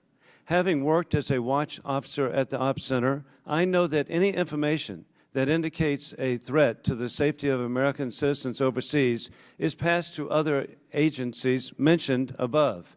If it's a significant message concerning American interest is received, it is the watch officer's job to ensure that these other agencies are informed." He goes on, "There are many questions that need to be answered, and I'd like to present these questions on his behalf. First and foremost, what was going on at the Op Center of the State Department in Washington while our consulate was under attack for 7 hours?" Well, we can certainly give you greater detail, but the Op Center is, as you have described, the place where communications goes in and out. They were placing calls, they were receiving calls, they were, deeply engaged in trying to help us. They don't reach out on their own, but to help us acquire information so that we could respond in real time. And 7 hours, I mean, goodness gracious, there should have been a response. Why the delay in labeling the attack as terrorism when it was immediately known that it was? Well, again, I would say, Congressman, that we described the attack. I described the attack the next morning. The President called it an act of terror. There was as you will find in reading both the unclassified and classified version of the ARB, there was a lot of questions about who was behind it, what motivated it, and the ARB says those questions are still not fully answered today. And he continues, why weren't Marine Guards posted in Benghazi in the first place? Because historically, Marine Guards are at posts where there is classified information. Marine Guards have not historically had the responsibility for protecting personnel. Their job is to protect and, if necessary, destroy classified material. At our compound, there was no classified material. And he continues, in line with everybody else, pointing out that there were requests to enhance security that were denied. We weren't able to reach all the questions. I appreciate you responding to Mr. Boudreau's questions. I will submit them for the record for your office for a written response. Thank you, Congressman. Karen Bass of California. Thank you very much. Thank you, Chairman Royce and Ranking Member Engel, for convening this hearing. Secretary Clinton, I want to take the time to thank you for your willingness to come before this committee for the final time. And I want to offer my sincere and deep gratitude for your remarkable service to our nation. I'm also very glad to know that you're feeling much better. Thank you. For the past 4 years and well before, you have put country first, and for that, our nation is indebted to you. With competence and careful consideration, you have shown extraordinary leadership on countless issues, ensuring that diplomacy is an essential part of our country's foreign policy. And your tireless efforts to elevate women and girls' rights is without comparison. You have strengthened our State Department, made it better today than when you arrived. As the ranking member on the Africa Subcommittee, I'm especially appreciative of the attention you've given to the 54 nations of Africa. While Africa may lose one of its most steadfast and dedicated champions at the State Department, I trust Africa will not be far from your thoughts and will remain a top priority in your future work. I also want to associate my comments with Congressman Sherman, who said that it's unfortunate that this is the last time we will hear from you, so I want to focus my time on moving us forward and asking your advice. You made reference in your testimony about best value contracts. And you mentioned, I believe, several nations where best value contracts are not used. And in thinking about Africa and the instability in a number of nations in Northern Africa, Central Africa, Mali, what we're dealing with now, I want to know whether or not those nations are subject to those type of contracts and whether or not exemptions or waivers should be made. What should we do? Well, Congresswoman, thank you very much for your emphasis on Africa, which I think is going to be increasingly important. There are only 3 nations where the State Department has an exemption by Congress for using different contracting rules in order to get the best value for our country. Those are Iraq, Afghanistan, and Pakistan. So every other country in the world, we are under the kind of contracting rules that I think do interfere with our capacity to get the best deal, particularly when it comes to security, that we should in these countries where the threats, unfortunately, are going to always be with us. Should we look to extend that to Mali, to the DRC, to Somalia? Well, I would certainly recommend, there was an article I think in one of the newspapers today that went into some detail. Basically, here's how it started. For more than 2 decades, federal laws required the State Department to select the cheapest rather than the best contractor to provide local guard services at its embassies abroad. And there's that old saying, you get what you pay for. And this lowest price provision started off in 1990, but it has just stayed with us, and I would respectfully request that this committee take a hard look at it. If you can't do a total lifting of it for everybody, at least look at the high threat posts where obviously we did it for Iraq, Afghanistan, and Pakistan, and the countries you're naming are countries that I think would fall into that category.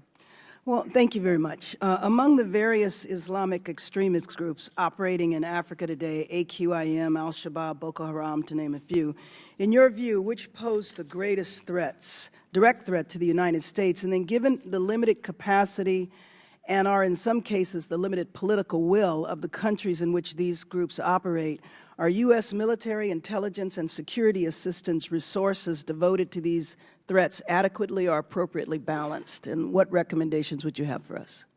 Well, I think if you're focusing just on North Africa, Al-Qaeda is a brand name as much as an organization. People wake up, they form these jihadist groups, they then claim to be associated with, somehow affiliated with Al-Qaeda in order to gain some credibility with local people as well as beyond. I think that we have to take seriously all of these terrorist groups, whatever they call themselves. Now, at the moment, they don't necessarily have either the interest or the ability to attack our homeland, but we have a lot of facilities. We have a lot of assets in North Africa. We just saw Americans killed and held hostage at a gas facility because, you know, we do business all over that continent. So I think we have to take a hard look at all of them and constantly be upping our military and intelligence and diplomatic assets to deal with them. Thank you very much. I'd like to just take a moment and explain to the gentlelady, we passed last year the best value contract language that you're speaking of in the House passed appropriations measure. We're going to try to get our colleagues in the Senate to take that measure up. We go down to Mr. McCall from Texas. Thank you, Mr. Chairman. Welcome, Madam Secretary. Thank you for your service. Similar to September the 11th, 2001, there were warning signs prior to Benghazi, September 11th. There was a April 6, 2012 crude IED thrown over the wall of the U.S. facility in Benghazi. On May 22nd, 2012, Red Cross building in Benghazi hit by 2 RPGs. The brigades of the imprisoned Blind Sheikh took responsibility for that attack. On June the 6th, 2012, U.S. consulate in Benghazi was targeted by an IED attack that blew a hole in the perimeter wall. Again, the Blind Sheikh Brigade taking credit. And then on August 16th, we have this cable that's been widely reported, a classified State Department cable warning that the Benghazi consulate could not withstand a coordinated attack. And the regional security officer believed our consulate could not be protected at an emergency meeting less than 1 month before the attack on 9/11. A contingency plan was supposedly drafted to move the operations to the CIA annex about a mile away from the compound. This cable is presumed to have been shared by senior staff. It was sent to your office. It was sent to the NSC. And even on September the 11th, the day Ambassador Stevens was killed, he personally warned about, quote, growing problems with security in Benghazi and growing frustration with security forces and the Libyan police. Were you aware of this cable, this August 16th cable? Congressman, that cable did not come to my attention. I have made it very clear that the security cables did not come to my attention or above the Assistant Secretary level where the ARB placed responsibility, whereas I think Ambassador Pickering said the rubber hit the road. Now, I think— Can I ask you a question? When were you aware of this cable? After the ARB began to, gather information and material, which of course who within your office did see this cable? I'm not aware of anyone within my office, within the Secretary's office, having seen the cable. Within the National Security Council? I have no information or awareness of anyone in the National Security Council having seen that cable. Was this cable a surprise to you? You know, Congressman, it was very disappointing to me that the ARB concluded there were inadequacies and problems in the responsiveness of our team here in Washington to the security requests that were made by our team in Libya. And I was not aware of that going on. It was not brought to my attention, but obviously it's something we're fixing and intend to put into place protocols and systems to make sure it doesn't happen again. Well, I certainly hope so. I think when you have a United States ambassador personally warning about the situation over there, sending this cable to your office, well, if I could, astounded 1.43 that million Secretary- cables a year come to the State Department. They are all addressed to me. They do not all come to me. They are sorted through the bureaucracy. Certainly somebody within your office should have seen this cable, in my judgment. Can I ask one last question? But I just want to clarify, you know, as with regard to the security requests subsequent to the August 16th cable, our personnel in Libya had not submitted any additional security requests to Washington at the time of the September 11th attack. Now, there was an ongoing dialogue, as you know, between Libya and Washington.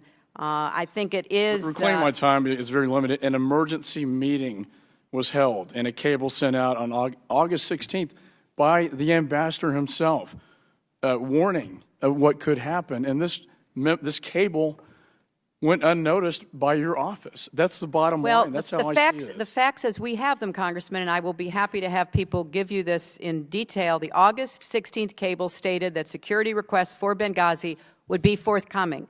The RSO in Benghazi submitted to Tripoli a preliminary list of proposed security recommendations on August 23rd, but no requests were submitted to Washington before the attacks. Now, this sounds very complicated, and to some extent it is. We're trying to simplify it and avoid the kind of problems that I hope we can fix that. One last question. Why was he in Benghazi on September the 11th?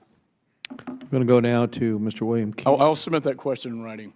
That would be fine. We're going to go now to Mr. William Keating of Massachusetts. Thank you, Mr. Chairman. You know, I must say that after the tragedy last September, one of the things that just moved me so much were the comments of the family members of one of the heroes who lost their lives, Glenn Doherty in Massachusetts. And I'm paraphrasing them, but they told people that they shouldn't lose sight over who was ultimately responsible for these deaths. An amazing statement, putting things into perspective here. And the other thing they mentioned was, do not lose sight of the causes that these men gave their lives for. And as a person who has advanced those causes, I want to thank you for your incredible service as Secretary of State. Now, one of the parts of the ARB report that is of great concern to me dealt with what they described as a culture of austerity in the State Department. And Madam Secretary, can you take a few moments and expand on the ARB's finding on that subject and how it affects the State Department's ability to carry out crucial tasks, not just security, but all crucial tasks?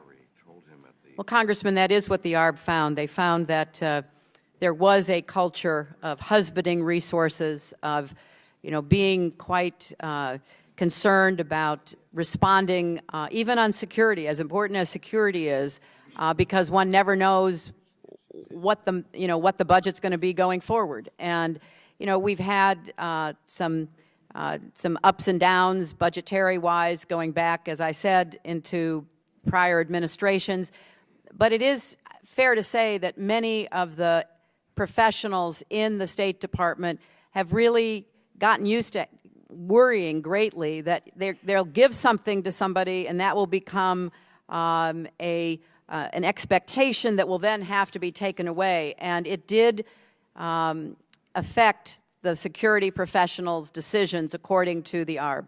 Yeah, these prioritizations, in my opinion, in this culture has to change. Yes. Not just for security reasons, but for our overall mission. And just quickly, too, you know, with the crisis in Mali and the insurgency there and the spreading jihadist threat in northern Africa and Maghreb and the Arabian Peninsula, you know, in that area, they're relatively technologically advanced. And there's threats that go along those lines that I'm concerned about in terms of cultural austerity there as well. Cyber threats and other security upgrades that are going to be vitally necessary. And I hope those kind of things are not lost as we review this situation. Can you just comment on what we need in that regard going forward and how much of a threat this may pose to us? Well, you mentioned a word that is rarely mentioned in these hearings, but I predict will be a major threat to us, and that's cyber. because it's not only going to be nation states where we already are seeing cyber intrusions, both against our government and against our private sector, but increasingly non-state actors will have more capacity to disrupt, to hack into, to put out false information, to accuse the United States of things that can, light fires before we can put them out. So, I think it's important we have a really thoughtful, comprehensive review about the threats of today and the threats of tomorrow. And that will help guide the committee. It'll help guide the Senate and certainly the administration in working together to answer them. Thank you. And thank you, Madam Chairman. And I think I'm going to do something that hasn't been done yet. I'm going to yield back the rest of my time. We go now to Mr. Poe of Texas. Thank you, Mr. Chairman. Madam Secretary, thank you once again for your service to our country. Gordon Rowan from Oregon, Frederick Blutasio from Katy, Texas, and Victor Lovelady from my district of Atascocita, Texas. 3 Americans overseas killed, not in Benghazi, but killed at a remote gas facility in Algeria. Killed, in my opinion, because they were Americans. Over the last weekend, myself and others have tried to get information. I will just say that there's too much, in my opinion, red tape from trying to get just basic information to the families as to what happened in a situation like that. I would hope that the State Department would look at that protocol and try to streamline it because people died.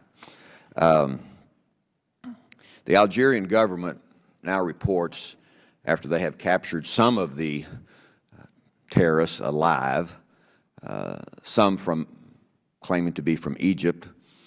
One says that after interrogation by the Algerian government, whatever that interrogation may entail, that there were Egyptians involved in the Benghazi attack, and that were at the attack on the gas plant in Algeria. At the time of the Benghazi attack, Ansar al-Sharia, the next day, terrorist group, as you know, they claimed responsibility for the attack.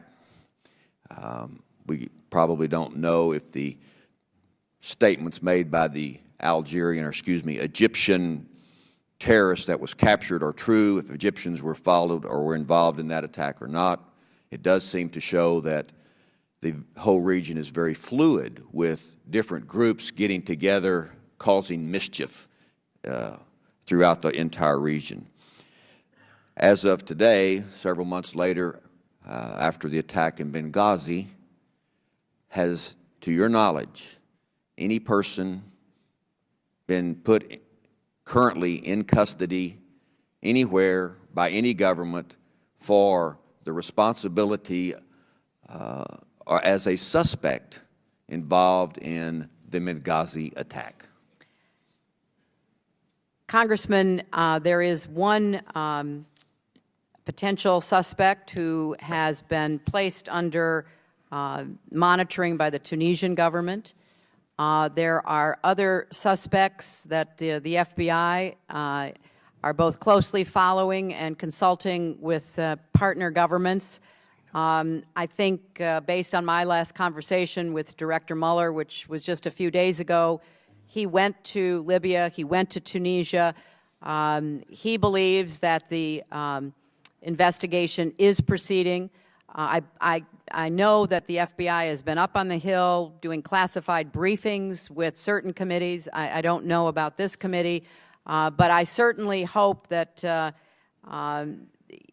FBI is able to investigate, identify, and hold responsible those who waged this attack against us. And I think that based on their work, they feel that they are pursuing some very positive leads. Okay. My understanding is the Tunisian person that was held in Tunisia was released by a judge. there, and that person has been released. So basically, we don't really know at this point who did it. Well, Congressman, I confirmed with Director Mueller, who was just in Tunisia meeting with their high officials, that this person is basically under law enforcement surveillance and forbidden to leave Tunis. Director Mueller told me that that had been confirmed to him by the Tunisians. Just very briefly, we don't know who, no one's been held accountable, charged with this offense. Before Gaddafi was taken out, my understanding is the nation of Qatar shipped in 18 shipments, 20,000 tons of weapons, machine guns, RPGs into the region to help different groups overthrow Omar Gaddafi. Did the United States give a wink and a nod to this? And I'd like a written answer to that, Mr. Chairman. Thank you. We'll go now to Mr. Cicilline from Rhode Island. Thank you, Mr. Chairman. Thank you, Madam Secretary, for your extraordinary service to our country that has earned you the deep respect and admiration of people all over the world and has enhanced America's standing all over the globe. Your leadership on women's issues, LGBT equality, supporting emerging democracies, and enhancing American national security are too numerous to list, but I want to begin by thanking you for all of your hard work and everything you have done in service of our country. Thank you also for your testimony today. The terrorist attacks on September 11th in Benghazi, Libya, resulted in the tragic deaths of Ambassador Stevens, Sean Smith, Tyrone Woods, and Glenn Doherty. And these are constant reminders of the dangerous work that our diplomats engage in every single day all throughout the world. And while we cannot eliminate all risks, it's our duty to enact protocols and policies that will reduce these risks and to provide all the resources and support necessary to help mitigate and manage those risks. With that in mind, I hope my colleagues will consider the Accountability Review Board, which you, Madam Secretary, convened, and it calls for, and I quote, a more serious and sustained commitment from Congress to support State Department needs, end quote. This is particularly important given the implications that the looming sequester as well as potential government shutdown would have on our diplomatic security, especially in high-risk posts. I also want to take a moment to commend and thank Admiral Mullen and Ambassador Pickering for the comprehensive and prompt review that they conducted, and of course applaud you, Madam Secretary, for the adoption of all 29 ARB recommendations and for promptly undertaking their implementation and providing guidance on the status of that implementation here today. And just to say, there's been some discussion about the importance of getting to the nitty-gritty and fixing problems, and I hope that we will rely on the security professionals and the expert advice and recommendations of the ARB. I think they're much more likely to produce the best response to what needs to be undertaken. And so I want to ask you, Madam Secretary, I know one of the things that you did was to, in anticipation of some of the recommendations, you created for the first time ever a diplomatic security Deputy Assistant Secretary. And I think with respect to the ARB report, the importance of examining the State Department's organization and management as it relates to security planning, my expectation is that that would be one of the responsibilities of this new position. And I'm wondering if you just tell us a little bit about the role of this new secretary within the Bureau, what responsibilities the position will have, and will this individual in particular have the authority to reallocate resources in order to fill potential resource gaps if that's one of the challenges you face? Well, thank you, Congressman. This is a Deputy Assistant Secretary for high-threat posts. I want one person held accountable, looking at these high-threat posts, talking to our military and intelligence partners, being a voice at the table, not just for all 275 posts, but really zeroing in on a real-time, constant evaluation about what our high-threat posts need. But in addition to that, we're going to continue our work with the Defense Department and the interagency security assessment threats. I'm also, for the first time, elevating a lot of these security issues for high-threat posts to the secretarial level because it hasn't been there before, and I think given what we've experienced, it needs to be We're also looking for the transfer authority to add to our Marine security guards, our construction, and our diplomatic security. We're enhancing the training for everyone. We're taking a hard look at another problem that the ARB pointed out, and that was our temporary duty assignments. You know, very often, given especially the experiences we've had in Iraq and Afghanistan, and to a lesser extent in some other large posts, we have a lot of our most experienced diplomatic security people going there. I mean, you know, in the 2 times we've had serious assaults on our embassy in Kabul. Kabul is fortified. Kabul has the ISAF troops across the street. As they draw down, we have to recognize that the danger is not going to leave with our ISAF military. So we have to take a hard look at all of this, and we have to embed that responsibility in this new experienced Deputy Assistant Secretary to do that. Thank you, Madam Secretary. I yield back, Mr. Chairman. Matt Salmon of Arizona. Thank you, Madam Secretary. I appreciate your desire to come before our committee today to testify and answer questions to help us make the changes necessary to ensure the safety of all of our Foreign Service officers, but particularly those who are making the heavy sacrifice of servicing in high-threat regions. But I've got to say that I am troubled by what seems to be this administration's pattern of misleading the American people and failing to hold decision-makers accountable. From Operation Fast and Furious, where Attorney General Eric Holder has repeatedly misled the American people and Congress about an intentional international gun-walking scheme, to UN Secretary Susan Rice, who on 5 separate occasions went before the American people days after the attacks on Benghazi talking about a demonstration at a facility that never happened. It was not even suggested in any of the reports and information coming from Benghazi. Now, I know the purpose of this hearing is to find out how to ensure another Benghazi never happens again. I'd hope that we would all include the aftermath of the tragedy as well. How do we make sure that such gross mispresentations of attacks on Americans never happen again? A couple of other questions. I know you've put the 4 individuals identified as culpable by the Accountability Review Board on administrative leave. What do you anticipate will be the final resolution of their status with the Department?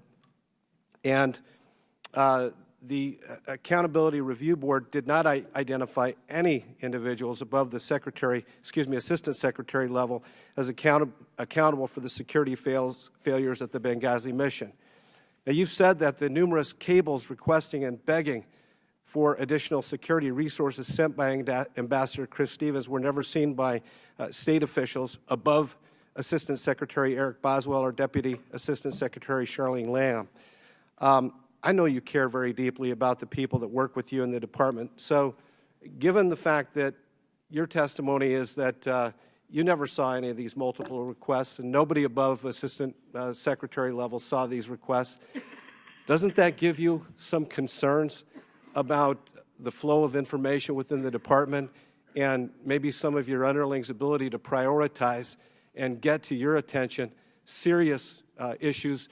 You said that you get hundreds of thousands of cables all the time, and these cables directly to you, I understand that you don't read them all, and nor do you have the time to do that, but I would think that within the Department, you would have people that work for you that are able to prioritize and get to you the ones that are more serious in nature, and especially when somebody's security is on the line.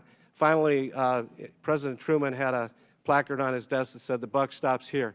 I know that you've taken responsibility, and I applaud you for that. But I really hope that this isn't just another exercise in finding lower-level bureaucrats that we can kind of throw under the bus and actually get somewhere with this. Not about a game of gotcha, but how can we fix this for the future? And I yield back the balance, and I'd love your answers. Well, Congressman, that's exactly what I'm intent on doing, and I think the ARB, not I, has made its findings. The reason ARBs were created is to try to take a dispassionate, independent view of what happened and then come up with recommendations that are the responsibility of the Department to implement.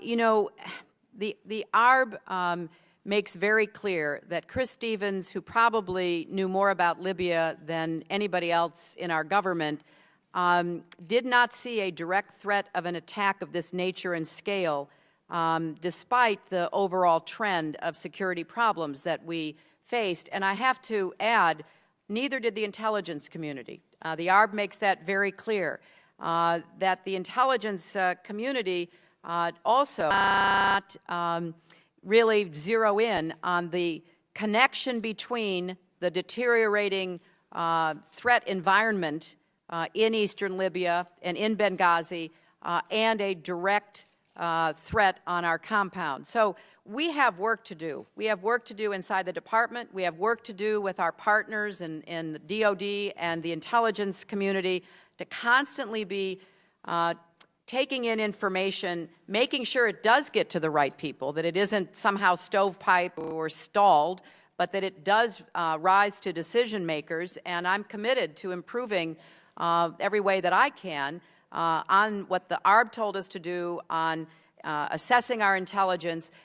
And I think that it's fair to say, Congressman, that we have to do this now, because I predict we're going to be, as we saw in Algeria, seeing all kinds of asymmetric threats, not just to our government facilities, but to private sector facilities.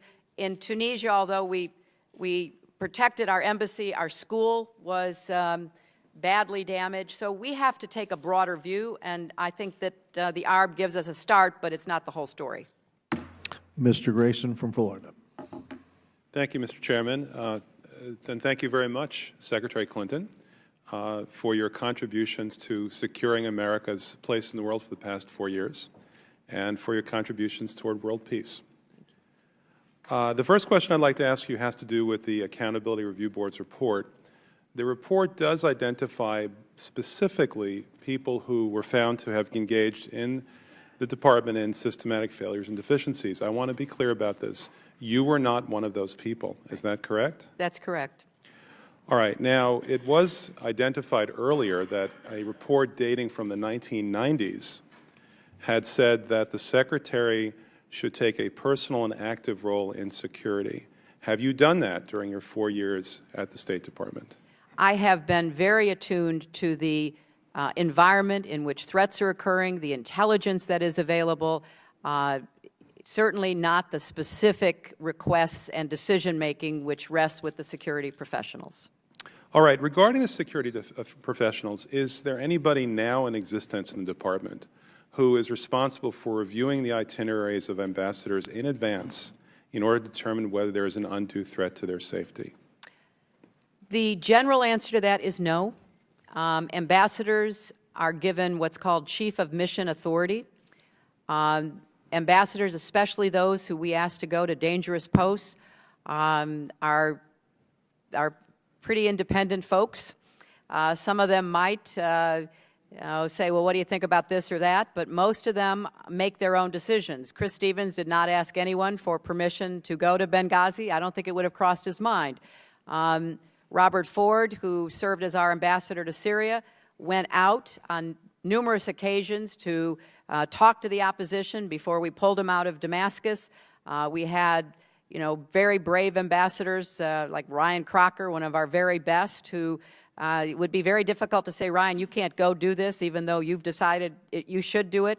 But what we're trying to do is to create a more ongoing discussion between our ambassadors, our bureaus back in the State Department who are regional experts, and our security people, so that at the very least no ambassador is taking an unnecessary risk, however that is defined. Well, with regard to Ambassador Stevens, certainly it was brave of him to go to Benghazi on the days that he did. I have to ask you honestly, though, was there anything in his itinerary on the 10th or the 11th that actually specifically required his personal presence? Well, he certainly thought so, Congressman, and he did, of course, discuss this with his own security people. Remember, we do have regional security officers in these posts. They are the ones that an ambassador will turn to. He believed that it was important for him to go to Benghazi. There were a number of meetings that he was holding and some public events that he had on his schedule. And, he was someone who really believed strongly he had to get out there. And I think, as the ARB has pointed out, he was given great deference by the rest of the government. Do you have any concept of the number of American troops it might have taken to actually create a totally secure environment for him in Benghazi on September 10th and 11th? No, the the number of diplomatic security personnel requested in the cables was 5. There were 5 there that night with him. Plus, there was a mutual understanding with the annex that had a much more heavily armed presence because of the work that they were doing in the region. It is very difficult to, in retrospect, really anticipate what might have been. One of the RSOs who had served in Libya said the kind of attack that the compound suffered had not been anticipated. We had gotten used to, preparing for car bombs and suicide bombers and things like that, but this was of a different nature. And we even saw that at the annex, which was much more heavily fortified, had much more heavy military equipment. We lost 2 of our best and had one of our diplomatic security officers badly injured. He's still at Walter Reed. So even the annex, which had more assets in the face of the attack, was suffering losses that night. Thank you very much. Mr. Marino of Pennsylvania. Good afternoon, Madam Secretary. In August of 2012, prior to the Benghazi attack, the Library of Congress published a report on behalf of a division of DoD called Al-Qaeda in Libya, a profile. This report outlined Al-Qaeda's growing presence in Libya, particularly in East Libya, where Benghazi is located. Something was especially alarming to me in this DoD report was the mention that Ansar al-Sharia and other al-Qaeda groups in Libya have adopted the black flag, which symbolizes commitment to violent jihad promoted by al-Qaeda senior leaders. In my hand, I hold a picture of the flag that the Department of State identified to be a prominent issuance of this flag and on the rise in Libya. I also hold a picture of the same flag, same type of flag, in Tunisia, where the protesters are outside the embassy there. In addition, I have a picture was taken in Cairo at the U.S. Embassy, where demonstrations took place. Another picture in Jordan at the U.S. Embassy, where protests took place. In Bahrain, over 2,000 protesters who burned numerous U.S. and Israeli flags, again at the embassy. In Kuwait, U.S. Embassy, 500 demonstrators chanting Obama, we are all Osama, the flag again. And finally, in Libya, the U.S. compound, the flag was flown there and carried through the streets as well. My question, Madam Secretary, is were you aware of this DoD report prior to the terrorist attack in Benghazi? Well, I was certainly aware of a number of reports from throughout our government. I don't know of the specific one that you're referring to. There were DoD reports, intelligence community reports, State Department reports, talking about the decreasing or the increasing threat environment in eastern Libya. That was what we were trying to address with the Libyans. And remember, the election in July in Libya brought to victory what we would consider moderates, people who had a very different view of the kind of future than certainly al-Qaeda or any of these militants have. But there's going to be a struggle. There's going to be a struggle in this region, and the United States has to be as effective in partnering with the non-jihadists, whether they fly a black flag or any other color flag, I clearly to be understand successful. that, Madam Secretary. What? I clearly understand that. However, this flag was pointed out to be affiliated with al-Qaeda, terrorists who attack and kill United States citizens and other individuals around the world. Did anyone in your department below you, were they aware of this report and these photos prior to? And don't you think they should have brought this to your attention? Well, what I'm trying to say, Congressman, is I am well aware that there were people claiming to be associated with al-Qaeda that were attempting to influence militias, attempting to exercise more authority, along with a number of other groups that didn't necessarily work under that flag, but had the same militant jihadist mentality. So yes, I was certainly aware of that, and so was Chris Stevens, and so was our team in Libya. But my point is, this flag kept coming up, and you did not think that that was important enough to increase security when, after how many embassies where this flag was shown in demonstrations? I personally think that it would demand an increase in security, and those below you that might have known this should have brought that to your attention. Well, I come from industry, I come from the government, and there are individuals that just have to be cut loose when they're not performing their tasks. Are these 3 people that are on leave, are they still being paid? They are on administrative leave, and under federal law and regulations, they are still being paid. What's the holdup? Because there are regulations and law that has to be followed. What's the holdup from a management perspective of saying, you 3 let me down, this should have been brought to my attention, I no longer need your services? Well, Congressman, I'd be happy to give you an answer because personnel discussions are not appropriate for public settings, but we have taken every step that was available, and we will continue to do so, and we are looking for additional authority. But to just finish up on the point you made, we had good security at all of those embassies other than in Tunisia because of the newness of the government, and then when they were asked to respond, they did, because I go back to the point that was made on the other side of the aisle. We are dependent on host government support, and where it doesn't exist, unless we invade and unless we have a big military presence in a country, we are doing the best we can with our diplomatic security and private security guards and any other help we can get. Mr. Vargas of California. Thank you very much, Mr. Chairman, for the opportunity. And thank you very much, Madam Secretary, for being here. I also want to thank you for the excellent work that you've done not only here in the United States but across the world. I have to say that because it's true, one. And secondly, I don't think that my wife, my 16-year-old daughter, or my 9-year-old daughter, she'd probably even turn on me and wouldn't let me in the house if I didn't say that. You are a hero to many, especially women, and you seem to bring out these deep aspirations that they have in ways that I've never seen anyone do before. So again, thank you for your service. When I was reading the information here, it brought back to mind another assassination, murder. I was a Jesuit for 5 years, and I spent some time in El Salvador. And in 1989, there was an assassination of Father Ignacio Yacuria, Father Segundo Montes, Father Ignacio Martín Barro, Father Juan Ramón Moreno, Father Armando Lopez, Father Joaquin Lopez and Lopez, and also the housekeeper, Mrs. Elba Ramos, and her young daughter. She was 15-year-old Selena Ramos. I knew them because I worked with them.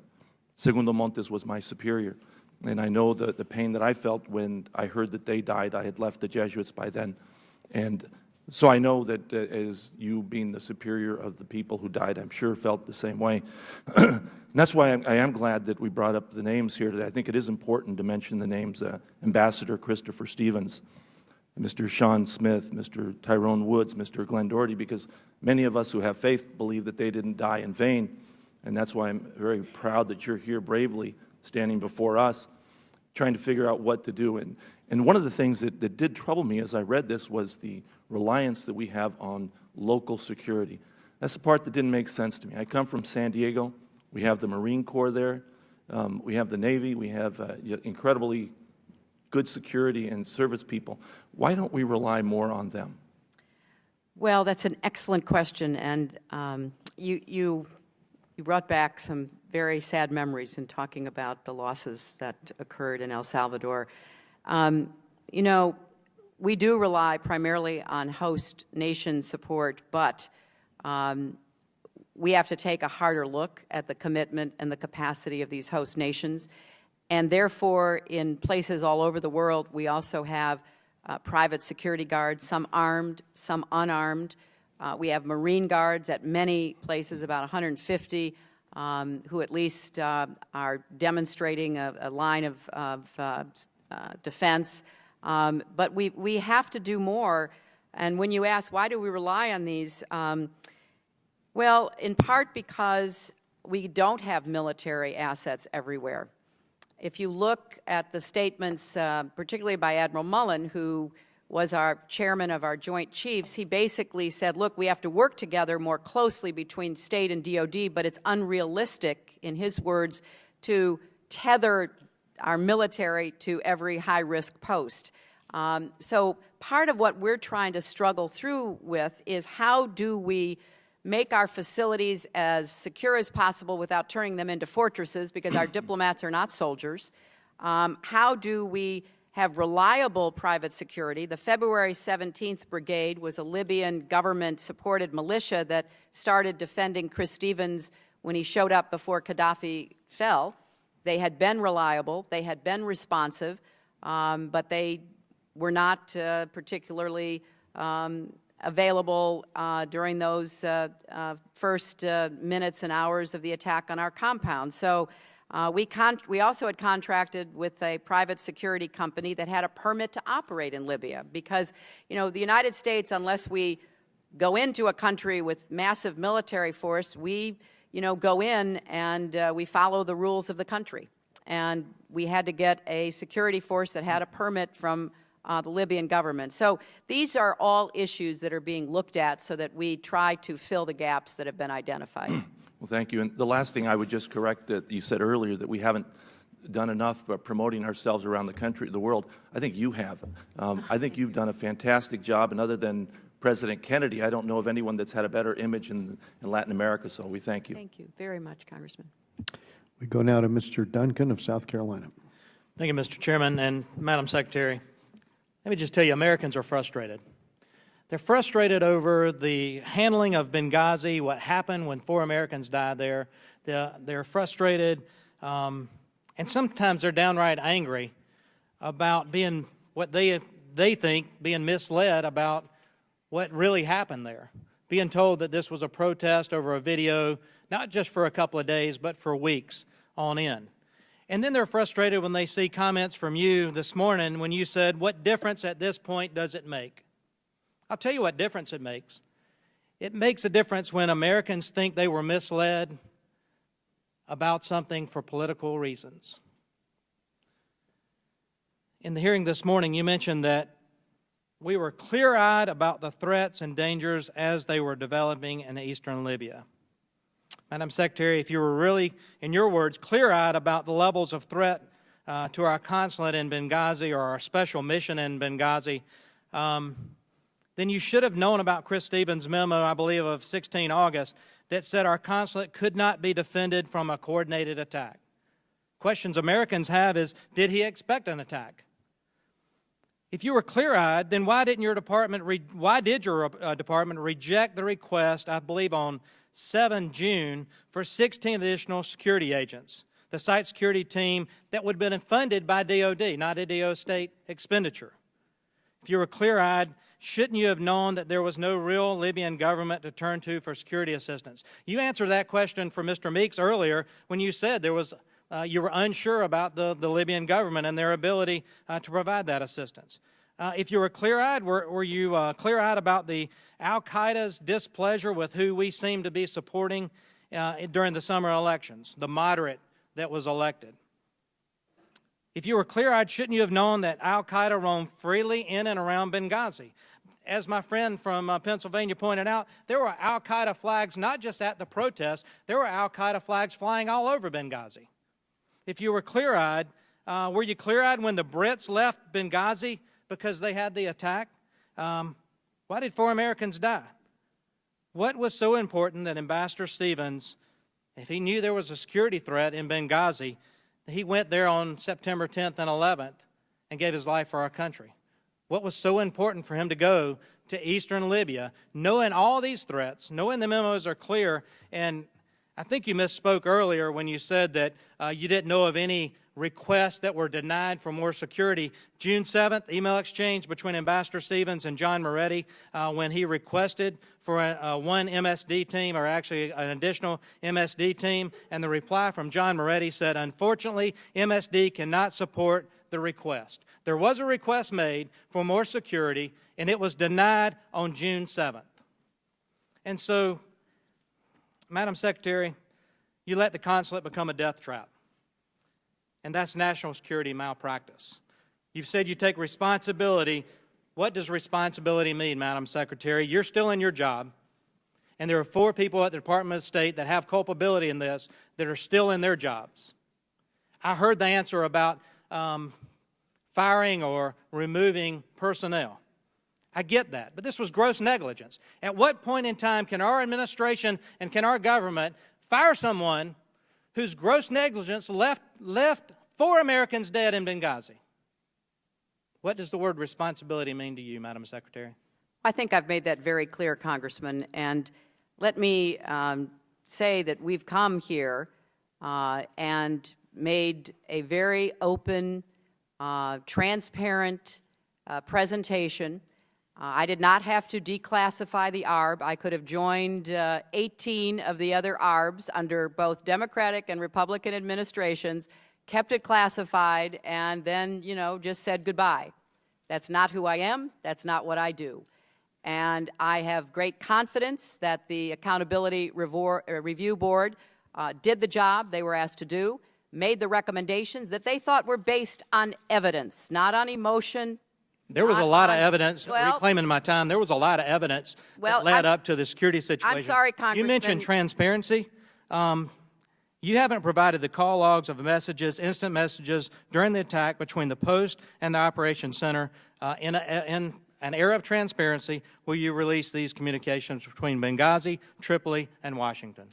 I will get an answer to you on that, but I will tell you once more, the reason we have accountability review boards is so that we take out of politics, we take out of emotion what happened, and we try to get to the truth. I think this very distinguished panel did just that, and we are working diligently overtime to implement their recommendations. That is my responsibility. I'm going to do everything I can before I finish my tenure.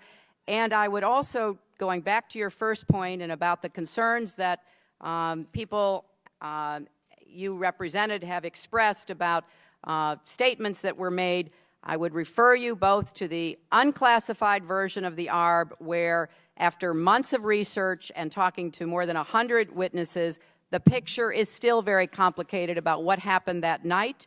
There are key questions, I'm quoting, surrounding the identity, actions, and motivations of the perpetrators that remain to be determined, and I recommend that every member read the classified version, which goes into greater detail that I cannot speak to here today. It was a terrorist attack. It's pretty clear what the motivation was. Mr. Schneider.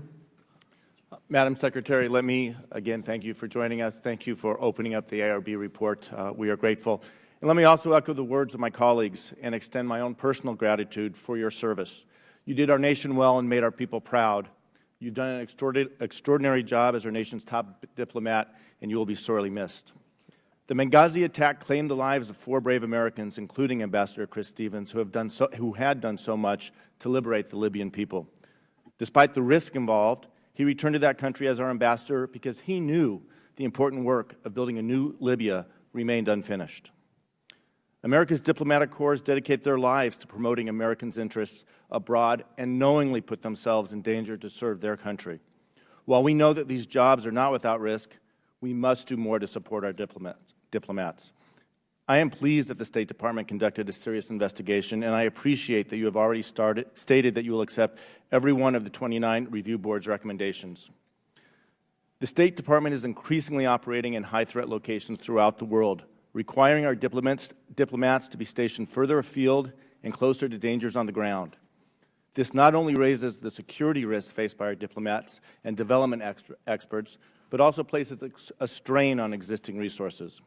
As we move forward, how will the State Department evaluate the benefits to U.S. interests from having an official presence in a given location versus the security risks faced by that diplomatic mission? How do you expect the Department will weigh the physical and technical, personnel and political costs, as opposed to the gains of operating in frontline states? And last, what changes do you think these demands will require vis-a-vis people and other resources at the State Department?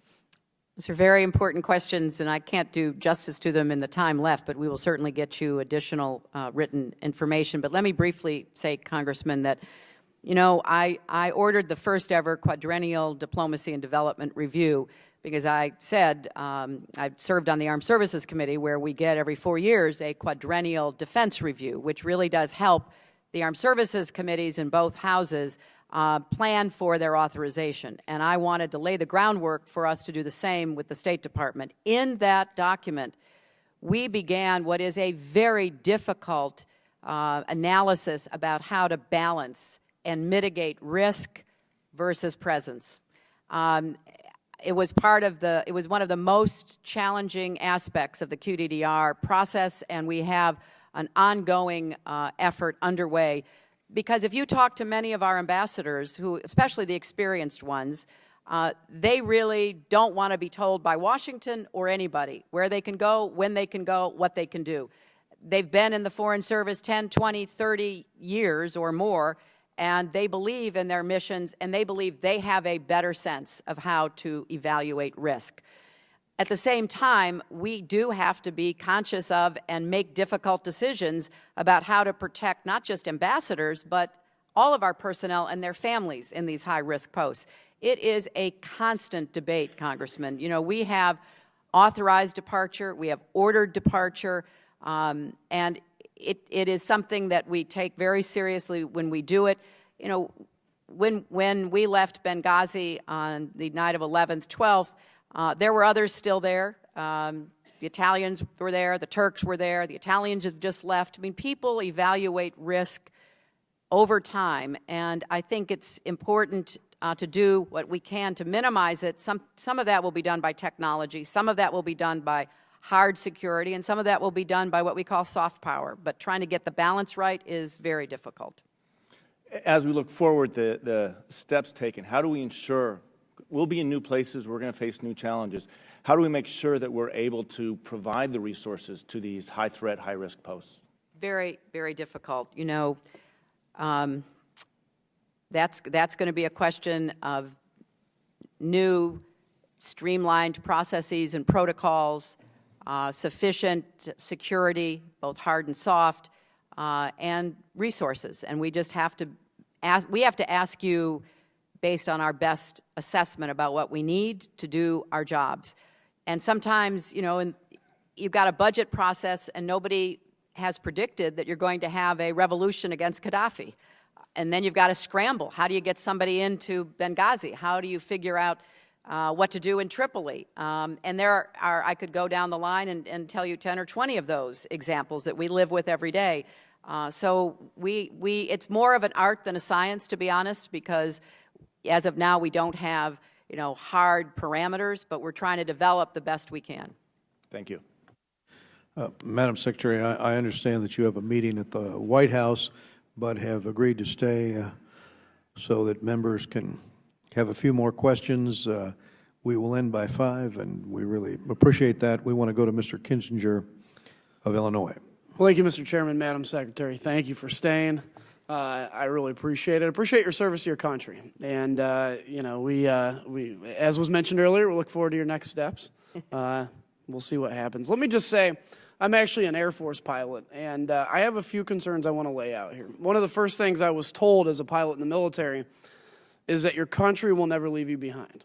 If you find yourself down in enemy lines, rest assured your country will move heaven and earth to come get you. If you find yourself in armed conflict, rest assured your country will do everything in its power to come save you from that armed conflict. Now, as the representative of the administration here, I have to ask you this. From the initial attack to the second attack, there was a lull of 7 hours. Now, I'm going to say this. I was one of a handful of Republicans to vote to support the president's position in Libya. I think we did the right thing there. But I did it with the knowledge that we would have the military forces in place to be able to rescue any personnel in a tough situation. In that intervening 7 hours, military assets, to what we know, what we can talk about, were not put in place. Aviano Air Base is 1,044 miles from Benghazi. Aviano Air Base is an F-16 base. Airplanes could have been put in the air after being fueled, even if they didn't have missiles on them, and there can be nonviolent things that F-16s can do to disperse crowds that I know of well. So that's a concern. Originally, also, when you briefed us, I remember, and this has been, I know, hammered, and it's been hammered a little bit, but when you briefed us, you said unequivocally this was a result of the video. And I remember, in fact, you got pretty upset about it when somebody suggested that this was a terrorist attack. This was our briefing that we had. But we find out now it wasn't. We find out now that it wasn't the video, it was this terrorist attack. When we come talk about the issue of the drone and the surveillance overhead, if there was, in fact, a drone overhead, I would assume that there would be a link in which you could watch what is going on live, or else maybe somebody under you was able to see what was going on live, or else that link was down. And another question I have, when it comes to, I watched your testimony in the Senate, and you said, you know, part of the reason we had a little bit of a delay in understanding what was going on, we did not have immediate access to the security cameras, the security footage, but yet at the same time, you had mortars being reported as being fired on security personnel. If I would hear that mortars are being fired, I would immediately assume, regardless of whether I could see what's going on overhead, regardless of if I could see the security footage, that this is more than a spontaneous demonstration. The other question I have, too, I'm laying a few out for you. The FES team, the Foreign Response Team, was that your decision not to deploy that right away? Was that an issue of logistics? Where does that come from? And the final thing I want to say is this. As, again, a believer, which I think you believe, that we are in a time where it is very important for American leadership to be out in front to prevent a resurgence of jihadist activity, of al-Qaeda activity. I'm worried about the strategy of leading from behind. If the United States ambassador in Libya, and I say this respectfully, can't get a message forward to the Secretary of State about his concern about security in one of the most hot zones in the world, I worry about a lead from behind strategy. And if we have no assets on alert that can respond in a 7-hour lull in 2 different attacks in the most hot spot, one of the most hot spots in the country, in the world, on 9/11, on the anniversary, is the lead from behind strategy failing? Because I really want American leadership to be strong. I believe in freedom, and I believe we're the people that are going to be able to take freedom around the globe. With that, I'll give you the remaining minute, and I thank you for your generosity. And I thank you for your service, Congressman, both in the Air Force and here. There was a lot packed into that. Let me see what I can cover quickly, and then we'll get the rest to you in writing. DOD took every action it could take, starting from the time that the President directed Secretary Panetta and Chairman Dempsey to do so. Again, I turn to the ARB because that's, to me, a much more factually based finding. The board found no evidence of any undue delays in decision-making or denial of support from Washington or from military combatant commanders. Quite the contrary. The safe evacuation of all U.S. government personnel from Benghazi 12 hours after the initial attack and subsequently to Ramstein was the result of exceptional U.S. government coordination and military response and helped save the lives of 2 severely wounded Americans. Now, having said that, I think it's very important we do more to coordinate with DOD along the lines of what you're talking about, because who knows what's going to be facing us in the next months and years. With respect to the video, I did not say that it was video for that it was about the video for Libya. It certainly was for many of the other places where we were watching these disturbances. Now, with respect to predator feed or video of the attack, we could not see that at the State Department. There was no access to that. At no time did I have a live feed of the attack, not from any system in our compound and not from the annex, nor from any UAV. There's been confusion, understandably, because we did talk a lot about the surveillance camera video that eventually got to us. I will give you more information about that because I think it is important to understand how this happened. And as you know, Congressman, the annex was not under my authority, so information was flowing into another agency, more than one other agency, and those people were incredibly brave but overwhelmed as well. Mr. Kennedy of Massachusetts. Thank you, Mr. Chairman, Mr. Ranking Member, and Madam Secretary, thank you for what I can only describe as a truly exemplary career in public service and a dedication to public service. And I look forward to what the future holds for you as well. I have two broad-based questions for you, if I can, Madam Secretary. You now have obviously held this office for 4 years and an extraordinarily challenging time in our history. We've recently passed the 2-year anniversary of the Arab Awakening. We're seeing the recent headlines, emerging threats from Algeria and Mali across northern Africa, spreading out through the Middle East, Iran, Pakistan, Afghanistan. As you close on your tenure, I was wondering if you might be willing to share some important lessons learned from the time that you spent in this post and enlighten us as to what Congress can do to help respond and even get in front of these threats as we move forward. And related to that, if I may, assuming that you're going to say what you've said a couple of times about increased engagement at the ground level, how do we do that in areas that are unstable, where we need to depend on local governments or local security forces that, quite frankly, we've seen don't have the ability to provide the type of security that our diplomats are going to demand? Well, Congressman, it's wonderful to see you here, and I thank you for your interest in looking sort of into the future. Let me just make a couple of points.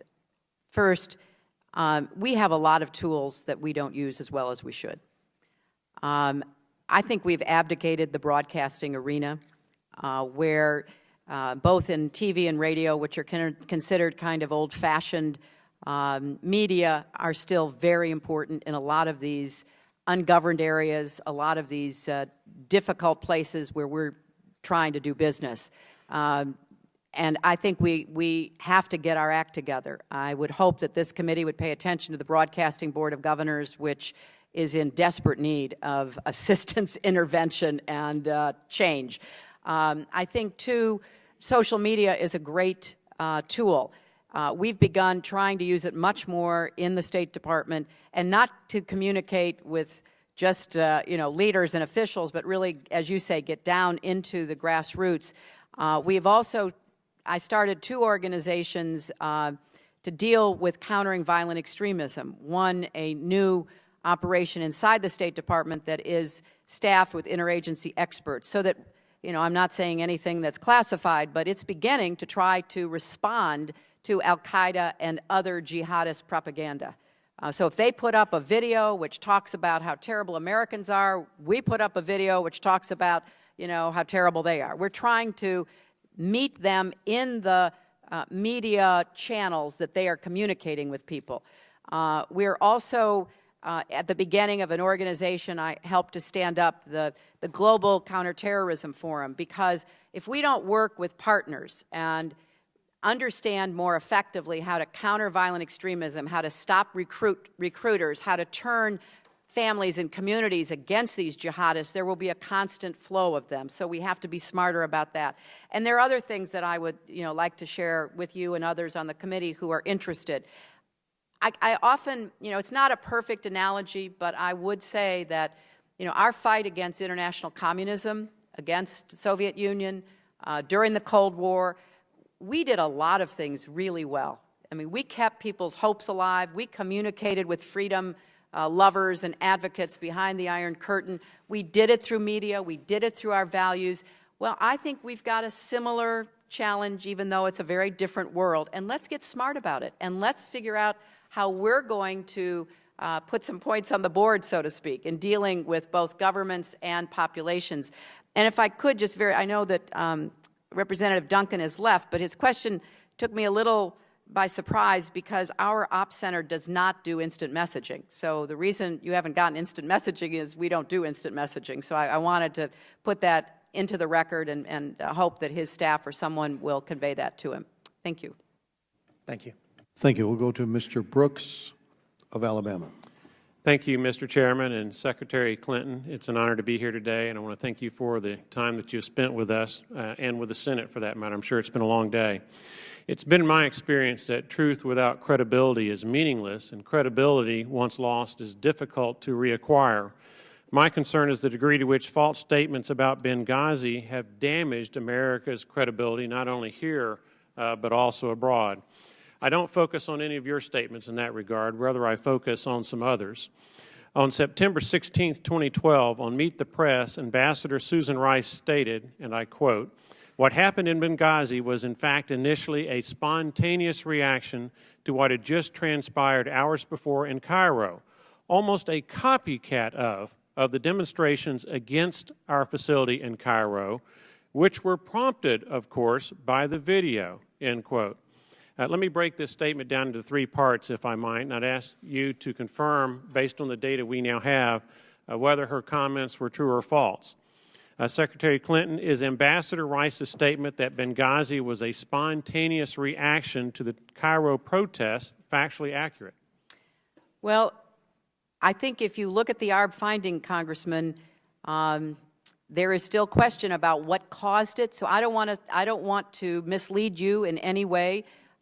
That is not the weight of the evidence right now, but I think until the FBI completes its investigation, we're not going to know all the reasons why these people showed up with weapons and stormed our compound. Well, Secretary Clinton, is Ambassador Rice's statement that Benghazi was a copycat of the Cairo demonstrations factually accurate? Well, it turned out not to be, because the Cairo demonstrations were not heavily armed, and we did eventually get host nation security support. So there were differences.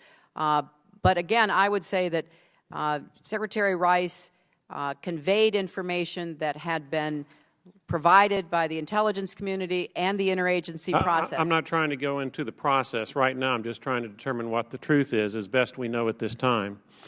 Secretary Clinton, is Ambassador Rice's statement that Benghazi was, quote, prompted, of course, by an anti-Muslim video, end quote, put on the Internet in the United States, factually accurate? I'd have to go back to my first answer, Congressman, and just say that we don't know all the motivations, so I don't want to give a sweeping answer as to what prompted those men to come out that night and attack our compound.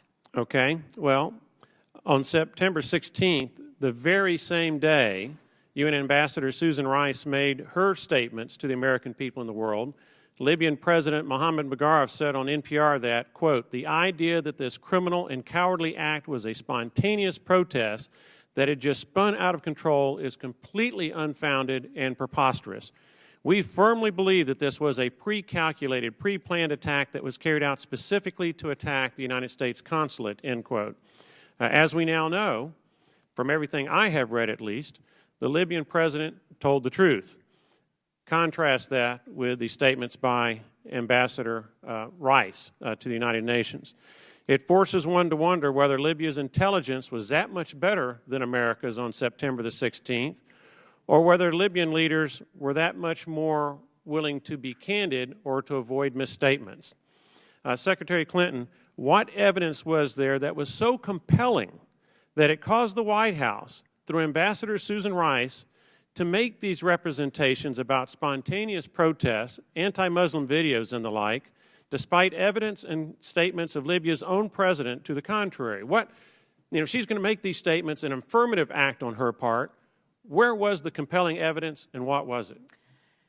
Well, Congressman, I was not involved in the so-called talking points process. My understanding is it was a typical process trying to get to the best information available. It was an intelligence product.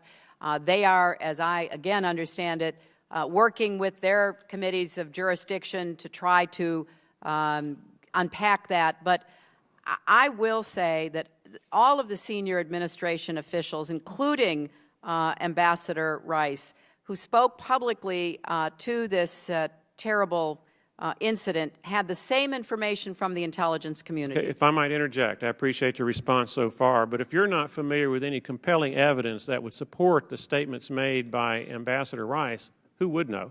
Well, there was evidence, and the evidence was being sifted and analyzed by the intelligence community, which is why the intelligence community was the principal decider about what went into talking points. And there was also the added problem of nobody wanting to say things that would undermine the investigation. So it was much more complex than I think we're giving it credit for, sir. Thank you for your candor, and thank you for your time, Mr. The Chairman. ranking member and I have discussed going to 3 minutes per question from here on out, and without objection, that's what we will do. Let's go to Mr. Barra from California. Secretary Clinton, thank you for appearing before the committee today. As a new member of Congress, I think I speak for all the freshmen that we're not going to get much time to serve with you, but we hope in a few years we'll get that chance to serve again. You know, from my perspective, the tragedy in Benghazi was the loss of 4 American patriots. That loss was felt pretty deeply in Northern California, particularly around Ambassador Chris Stevens. You know, his family had deep roots in our community. The best way for us to honor their memory and their service is to do our utmost to make sure the lessons of Benghazi and do everything that we can to honor and protect our men and women around the world, you know, in an increasingly dangerous situation. You've been very forthright today and forthcoming with information, and we truly appreciate that. You know, much has been made today about the flow of information, but I want to quote former Chairman of the Joint Chiefs of Staff, Admiral Mike Mullen, who said after the ARB was issued, "As someone who's run large organizations, and the Secretary of State has been very clear about taking responsibility here, it was, from my perspective, not reasonable in terms of having a specific level of knowledge that was very specifically resident in her staff, and over time certainly didn't bring that to her attention." That was Admiral Mike Mullen. Secretary, how many cables did you say arrive every year to the State Department? 1.4 million. Can you tell me how long it takes you to read 1.4 million cables? Well, if I'd ever tried to read 1.4 million cables, I don't think I'd be sitting here today. I'd probably be, you know, collapsed somewhere. You know, I appreciated what Admiral Mullen said, because when you do sit on top of large organizations, in his case, the United States military, which is huge, and in my case, the State Department and USAID, you put into place processes, and you have to trust the judgment, the good sense of the people in your organization. So those 1.43 million cables, they come into the State Department.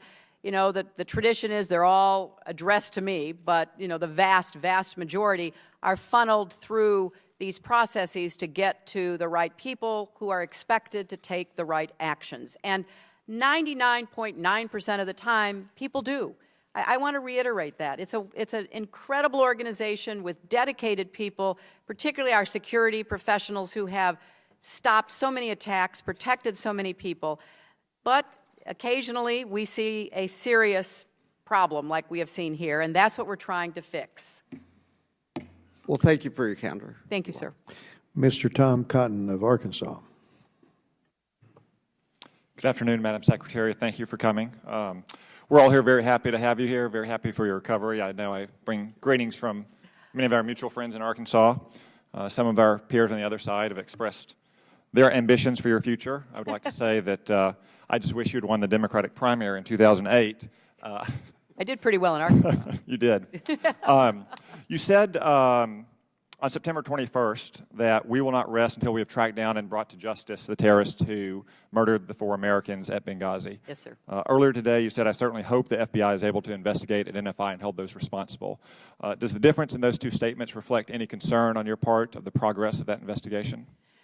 Well, Congressman, first, congratulations, and Thank it's you. good to see you here. No, it does not, but I am conscious of the fact that talking about FBI investigations is something you have to be extremely careful about for obvious reasons. I think it's clear, or I hope it's clear, that President Obama, when he says we're going to bring people to justice, even if it takes some time, he means what he says. Obviously, the FBI is conducting an investigation. What actions are taken will be determined in the future. What is the United States government's position on the role of al-Qaeda in the Islamic Maghreb in the attacks at Benghazi? Again, I'm not going to prejudge what the FBI determines. We know that there are al-Qaeda related organizations, as we saw from the pictures that were held up throughout the region, including in eastern Libya. We know that people, like we saw with the recent attacks in Algeria, like to associate themselves with al-Qaeda, but we've got to be careful about what that means. Core al-Qaeda has been severely depleted coming out of Afghanistan and Pakistan. What we're dealing with now is the jihadists who have been associated with al-Qaeda, who have gained, unfortunately, very serious combat experience, coming back to the countries that they left in order to go wage jihad in Central Asia. So whether they call themselves al-Qaeda or Boko Haram or Ansar al-Sharia, they are all part of the same global jihadist movement. And there may be differences between them, but their goals are unfortunately similar and pose threats to us and our partners. Both the chairman and Mr. Poe have referenced a Tunisian suspect who's been released. I believe that's Mr. Ali Harzai. Right. On January 8th. That was reported in the New York Times. Do you find it distressing that the Tunisian government has released that gentleman in light of the hundreds of millions of dollars of aid we've given them over the last 2 years? At this point, Congressman, I do not, for two reasons. First, I had a long conversation with high-ranking Tunisian officials about this, as did Director Mueller of the FBI when he was there in person. We have been assured that there was an effort to have rule of law, judicial process, sufficient evidence not yet available to be presented, but a very clear commitment made to us that they will be monitoring the whereabouts of Harzai, and we're going to hold them to that and watch carefully. Thank you, Madam Secretary. Mr. Lowenthal of California. Thank you, Madam Secretary. First, I also want to compliment you on your exemplary service, but more than that, I really want to say how much I've appreciated your openness, your thoughtfulness today, your transparency. And what I'm struck with in this hearing is a greater appreciation of the courage of State Department personnel in being. I think we are left with that understanding of just how courageous the personnel have been in taking on assignments that in the past never had been taken on before. And you've ably, I think, presented to us why that is important, why it's important for emerging democracies that we be there. My question is very similar to the one of Congressman Schneider's, and that was, how do you make that analysis between risk and presence? What are some of the obstacles in making that? How do we move forward with that, and how does the Congress understand some of those, that kind of balance?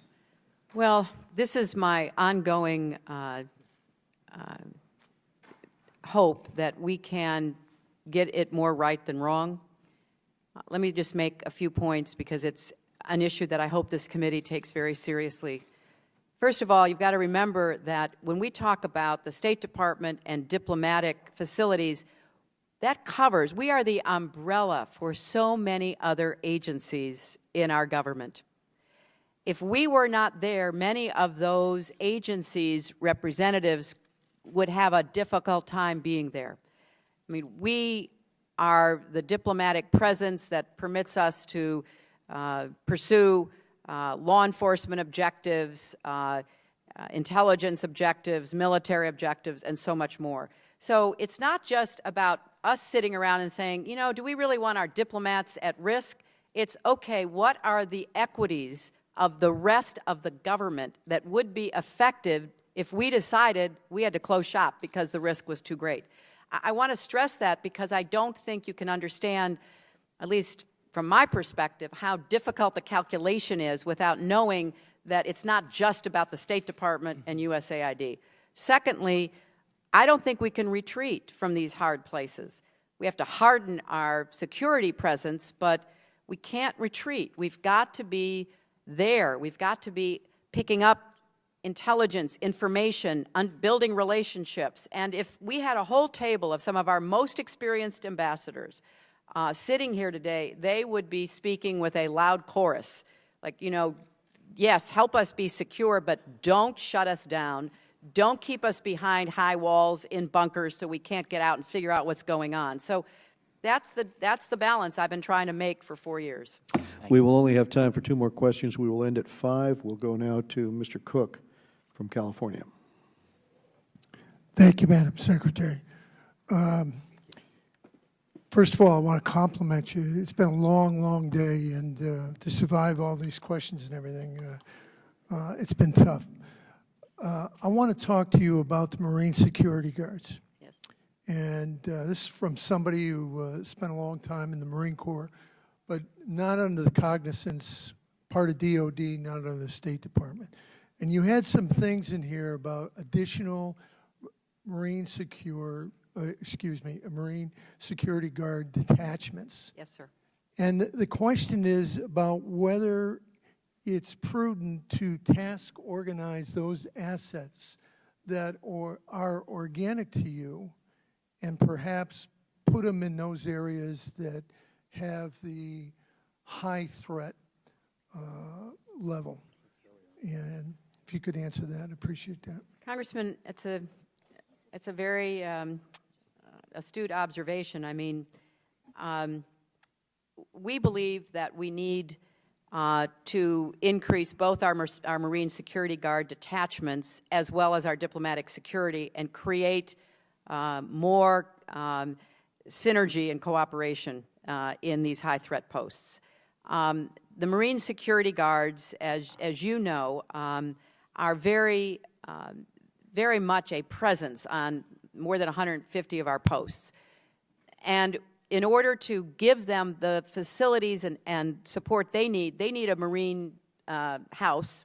They need to be very close to the embassy because if you saw the recent movie Argo, you saw the Marines in there, destroying the classified material when the mob was outside in Tehran. They are experts at that. They are people that are totally relied on by the entire mission. But as I said earlier, historically their job has not been personal security. So we've got to figure out, working with DOD and particularly with the Marines, and most of them are very young.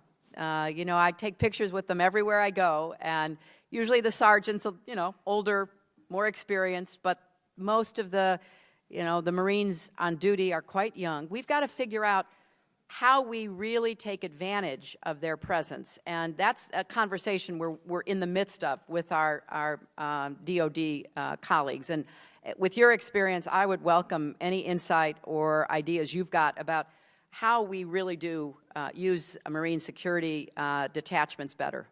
Thank you very much. I yield the time. Thank you. We'll go to Grace Ming from New York.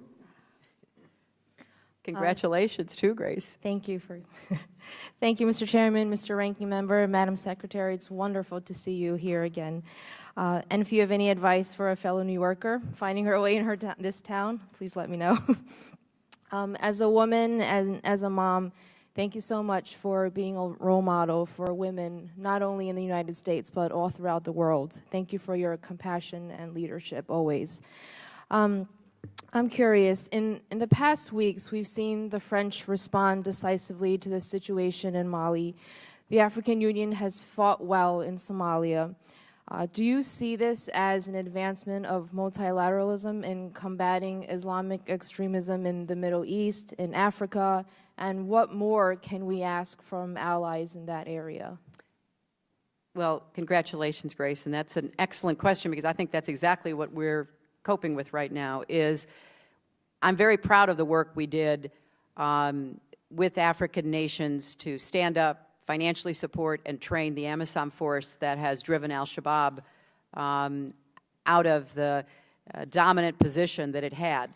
That meant putting American trainers, working with troops from Uganda, Burundi, Djibouti, eventually Kenya, advising some other countries that were willing to put in assets. It took money, it took time, but we just recognized the new Somali government, which could never have been possible without American support and multilateralism, because the UN was strongly behind it. We got other nations to invest. What we're looking at now in West Africa is to try to help support an African AU-blessed, ECOWAS-supported troop combination from a number of countries to really take the lead against the terrorists in northern Mali. Again, this is hard. If the United States comes in and does something on our own, and I appreciated what Congressman Kinzinger said, nobody can match us in military assets and prowess. But a lot of the challenges we face are not immediately or sustainably solved by military action alone.